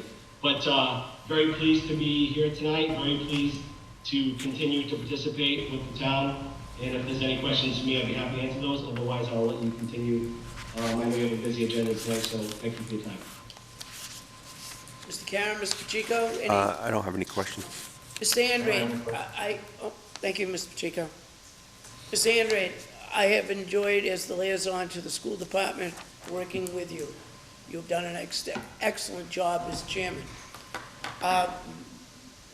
My concern in pushing this is that there has been a great deal of effort, not only with the Board of Selectmen, Mr. Rooney, and the school committee, to establish closer working relationship between the two towns, between both Board of Selectmen and with the Board of Selectmen.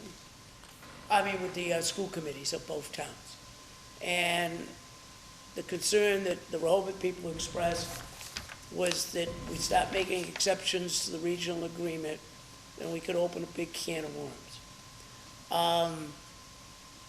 I'm happy to hear you're going to be running again, and you've been very successful in previous campaigns, so I'm quite confident you'll be successful this time around as well. Are there any further comments before we take the second motion?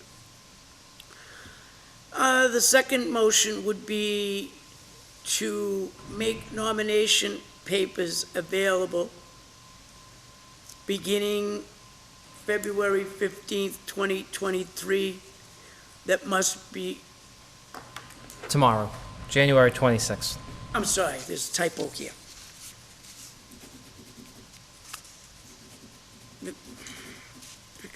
Can be January when? Thank you, Mr. Pacheco. Yeah. Nomination papers available beginning tomorrow, January 26th, and the last date to obtain nomination papers will be February 15th, 2023. And must be returned by the 17th. 17th, yes. Thank you. Nomination papers can be pulled beginning January 26th and can be pulled until February 15th, 2023, and must be returned by February 17th, 2023, by 5 p.m. I will entertain a motion. I make that motion. Do I have a second? I'll second that motion. Motion made and second. All those in favor? Mr. Karen? Aye. Mr. Pacheco? Aye. Chairman Hull is an aye. Thank you. Thank you. Thank you, Ms. Andre. Thank you. Board of Selectmen fiscal year 2024 department budget. Yes, thank you, Mr. Chairman. I just living in accordance with the guidelines and the expectations that we set for all boards, committees, and departments. We are proposing the initial Board of Selectmen department budget request, in the amount of $168,925.66, which through the zero-based budgeting process represents a decrease of just over $7,500 from the from the current FY 23 Board of Selectmen budget. And I'm happy I'm happy to either walk either walk line by line through the entire budget. We did provide as backup the zero-based budget background as well. So whatever the flavor of the board is, we're happy to either walk through it, or I'll answer any questions based on the breakdown. Mr. Mullen, Yes. says here I owe you 4 cents. Says salary of chairman, $5,000.04. Is that a typo? Is that? Where do you see that? On my budget, I'm looking at 5001 line item salary chairman, 5,000. Fiscal 22. Right. Oh, yeah. You got an extra 4 cents for your roll, Mr. Chairman. Oh, thank you. So yeah, that I assume is a complete typo. Yes. No. Sometimes levity is a good thing. It is. Breaks it up a little bit. The two salaries for the executive assistant and administrative assistant, those are contractual, with half of the executive assistant salary being represented in the board's budget, and the other half in the town administrator's budget as well. And I can provide for the public as well the zero-based budgeting backup that between the personnel and expense, in the expense lines that make up the proposed $168,000. Why is there a proposed 11,600 expenses to be reclassified in the town administrators and public safety budgets? Yes. So one of the things as part of this year's process and looking at where proposed expenses so like,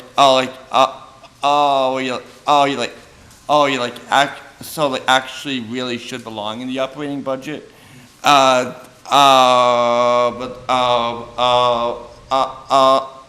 communication services that are provided to the town by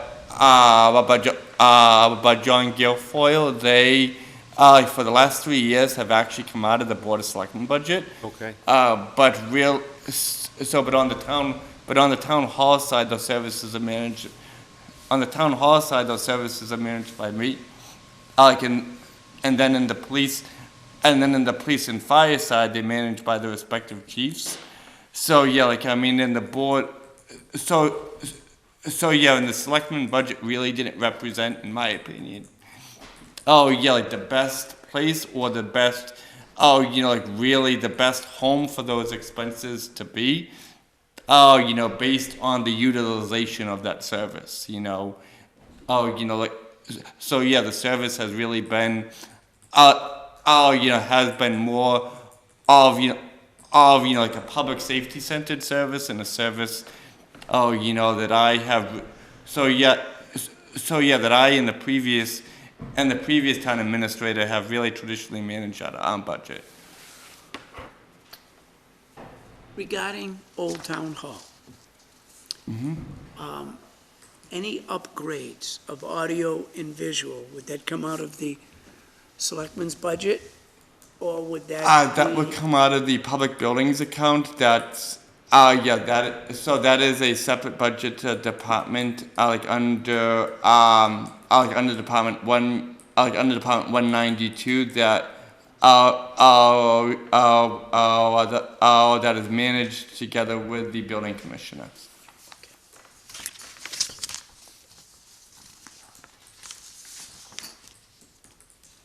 Are there any questions? No, I don't have any more.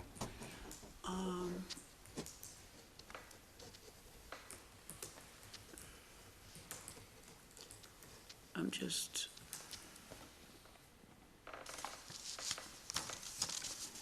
And what would be the total percentage increase of this budget from the previous fiscal year? It's actually, it would represent just over a $7,500 decrease. So yeah, but also, also with, but also with the proposed $11,600 in expenses that will be, so that will be proposed to be offset, in the 3 other budgets, between my budget and the police and fire budgets as well. We're showing a credit here, so in reality, we're not dropping it by 97. 75. It's a net. So yeah, once we have everything, it's a net increase. Yep. By I think around $4,000 ish. Yes. Okay. And that would be for wages, correct?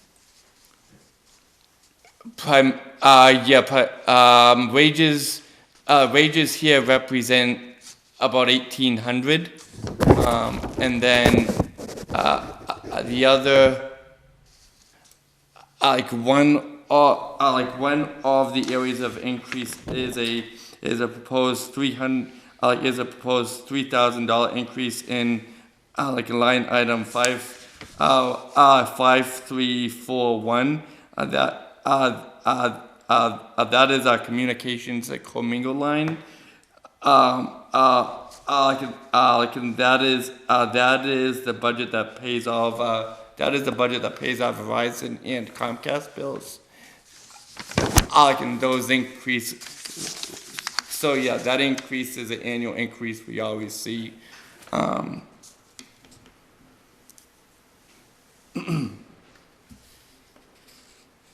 And then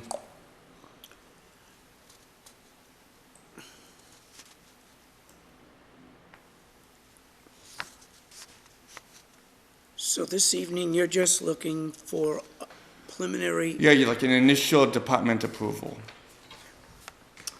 Mr. Pacheco, any questions? No, I don't have any questions. Mr. Karen, do you have any questions at No, this he's time? answered them for me. Thank you. Thank you.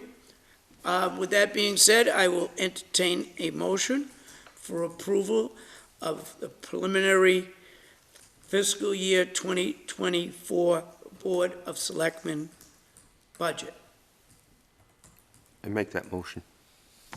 I'll second that motion. Motion made and second. All those in favor? Mr. Karen? Aye. Mr. Pacheco? Aye. Chairman Hull is an aye. Thank you. Thank you. Next on the item, the Board of Health voted to recommend that the building commissioner, James Aguirre, serve as the Board of Health representative to the Stormwater Committee. Do I have any questions in regards to his appointment to this committee? I don't have any. With that being said, I will entertain a motion to approve the appointment of James Aguirre as the Board of Health representative to the Stormwater Committee. Make that motion. I'll second that motion. Motion made and seconded. All those in favor? Mr. Karen? Aye. Mr. Pacheco? Aye. Chairman Hull is an aye. I have a recommendation to appoint Paul Reynolds as a member of the Dayton Development and Industrial Committee. At Monday night's meeting, the DDIC voted to recommend the appointment of Paul Reynolds to this committee. Upon review with legal counsel, it is permissible for Mr. Reynolds, who is our town treasurer, to also serve as an appointed member of the DDIC. With that being said, are there any questions? No questions, just a comment. I think it'd be a great addition. Thank you. I have no questions. I totally agree with you, Mr. Karen. And we do see the town treasurer still hard at work. I just wanted my dad for the record. Hi, Paul. Hi, Paul. Good evening. I will entertain a motion to appoint Paul Reynolds as a member of the Dayton Development Industrial Committee. Make that motion. I'll second that motion. Motion made and second. All those in favor? Mr. Karen? Aye. Mr. Pacheco? Aye. Chairman Hull is an aye. Mr. Reynolds, congratulations. Please see the town clerk to be sworn in, to make it official. Thank you very much. I appreciate it. You're welcome. Next on the agenda, review and discuss. The Council on Aging has several items for surplus and disposal. Do we have to vote on these individually, or can we vote on them as read? Well, you can vote as them, like as proposed and outlined in red. Are there any questions? Yeah, I do have a question, Okay, Mr. Chairman. sure.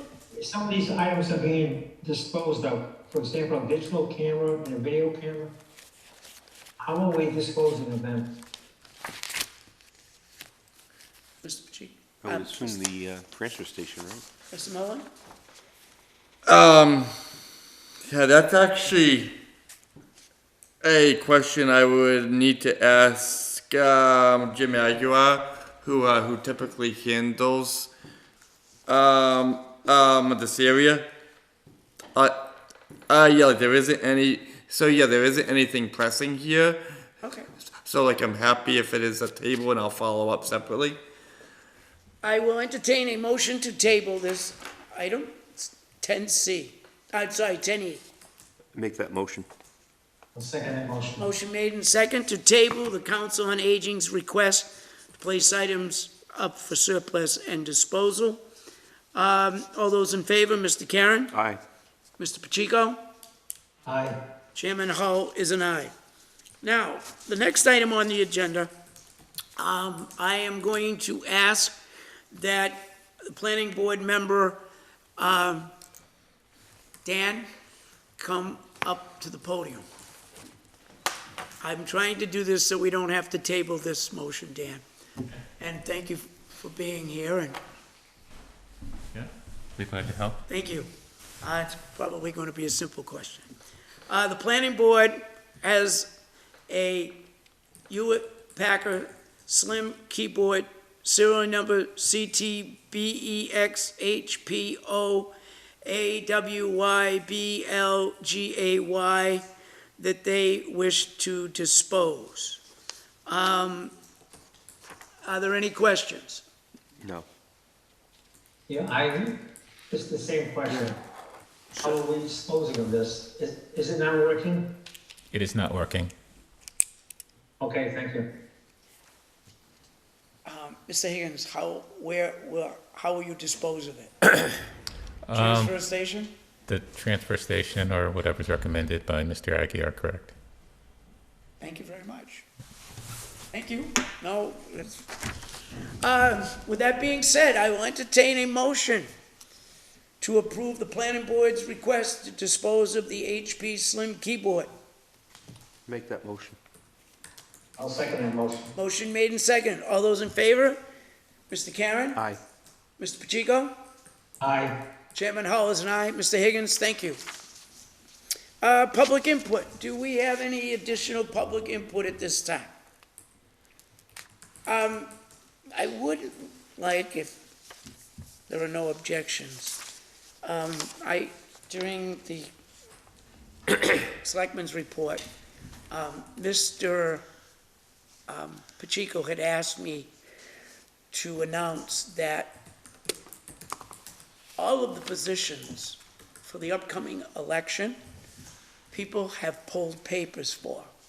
And the only position that no one has pulled papers, and they are due February 17th, is for the position of a Park and Recreation Commissioner. Doesn't mean that the current commissioner won't apply, but as of this moment, has not applied. And to avoid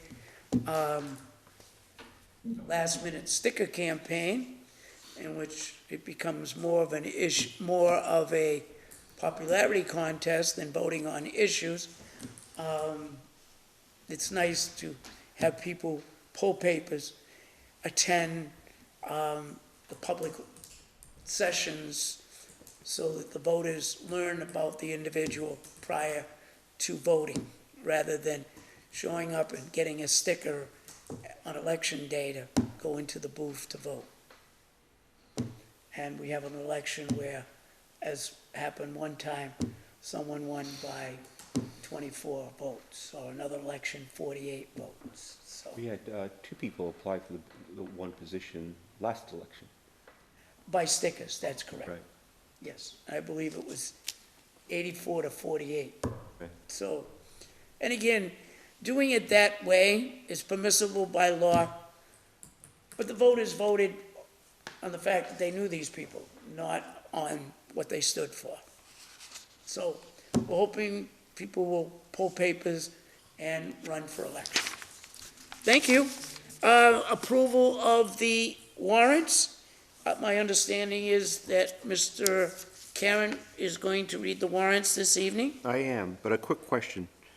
This is probably for Karen. In the agenda, it says that the warrant dated February 18th, but on the warrants that you asked me to read, it says February 19th.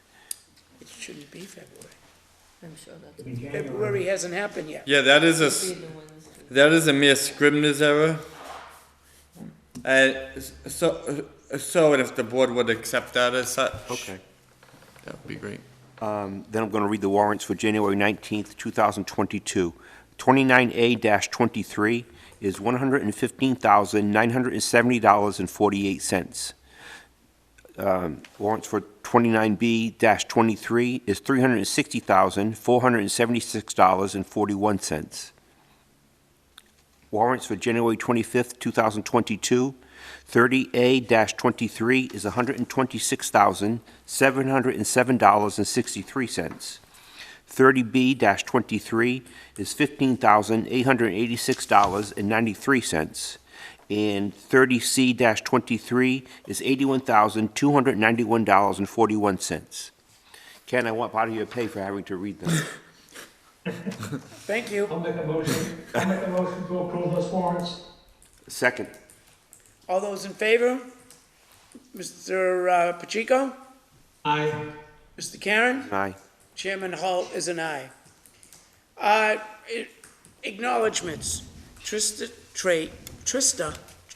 Tate, Program Manager of the Council on Aging and Prime Time, provided a letter regarding a donation in the amount of $30 to be deposited into the Prime Time Gift donation account.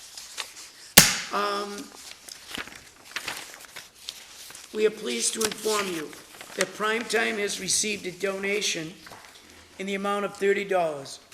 As usual, all donations are turned over to the town accountant and deposited in the Prime Time Gift and Donations account.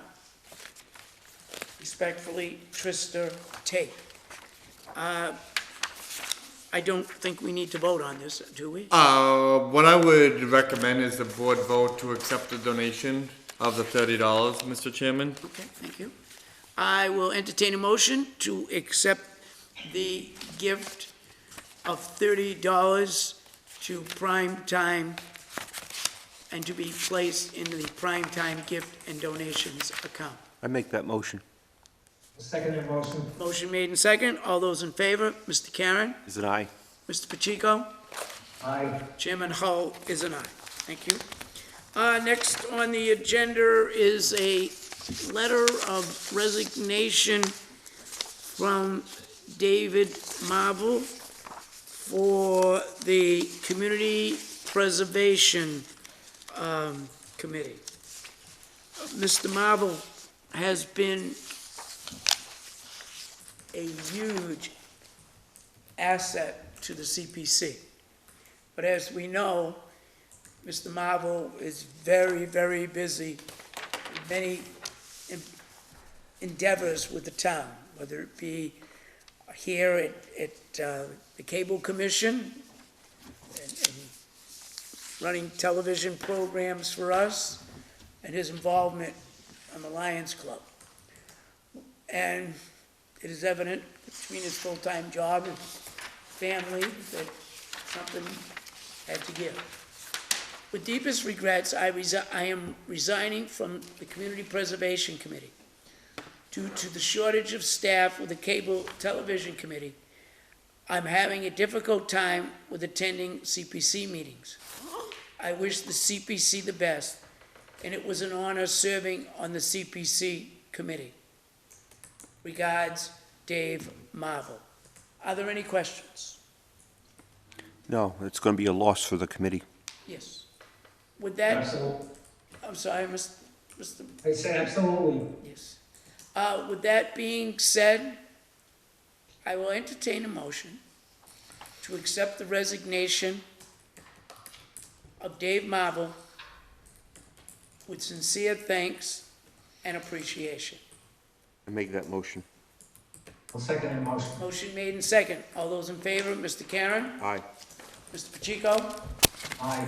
Chairman Hull is an aye. Next on the agenda, oh, I'm sorry. We currently have 2 vacancies on CPC. Earlier this evening, the residents were encouraged to apply through the town website by Thursday, February 9th, 2023, and they would submit their applications to Mrs. Karen Brady in the Board of Selectmen office. They would then be presented to the CPC, who would conduct interviews and make recommendations, and the Board of Selectmen would then vote to accept or not accept those recommendations. with that being said, Mr. Mullen, do we have a timetable when the CPC will present their Yes. nominations to us? Yes, so with the applications due by the close of business on Thursday, February 9th, 2023, the CPC's next meeting following the 9th is on February 16th. February 16th. Yep, and that is a Thursday evening, which, assuming the CPC makes a recommendation on Thursday, February 16th, that would bring the CPC recommendation back to the board on Wednesday, February 22nd. Now, that would be both, correct? Yes, both recommendations for both vacant at-large positions. At-large. At-large positions, yes, Both sir. positions are at-large. At-large. Are there any questions? No. No? Okay. Thank you.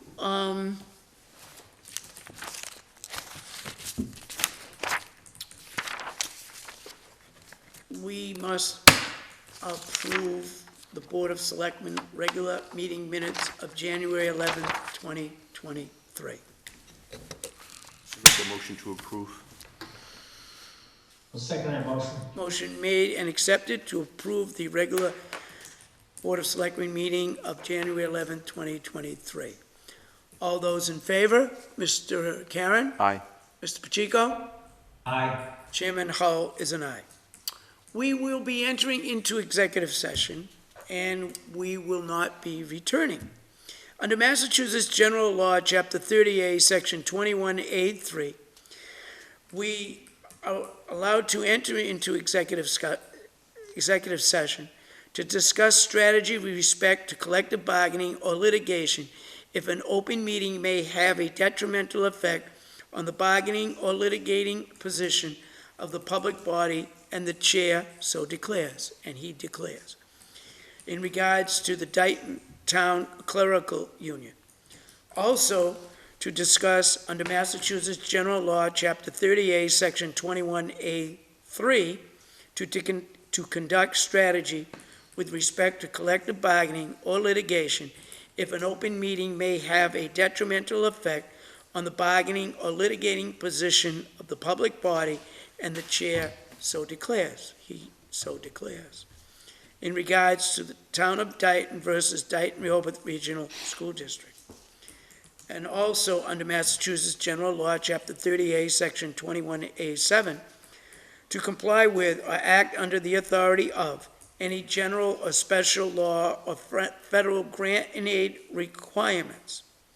We will also be voting to approve executive session minutes, meeting minutes of January 11th, 2023. I will entertain a motion to enter into executive session. And make that motion. Second that motion. Motion made and second. All those in favor, Mr. Karen? It's an aye. Mr. Pacheco? Aye. Chairman Hull is an aye. Have a good evening. Thank you.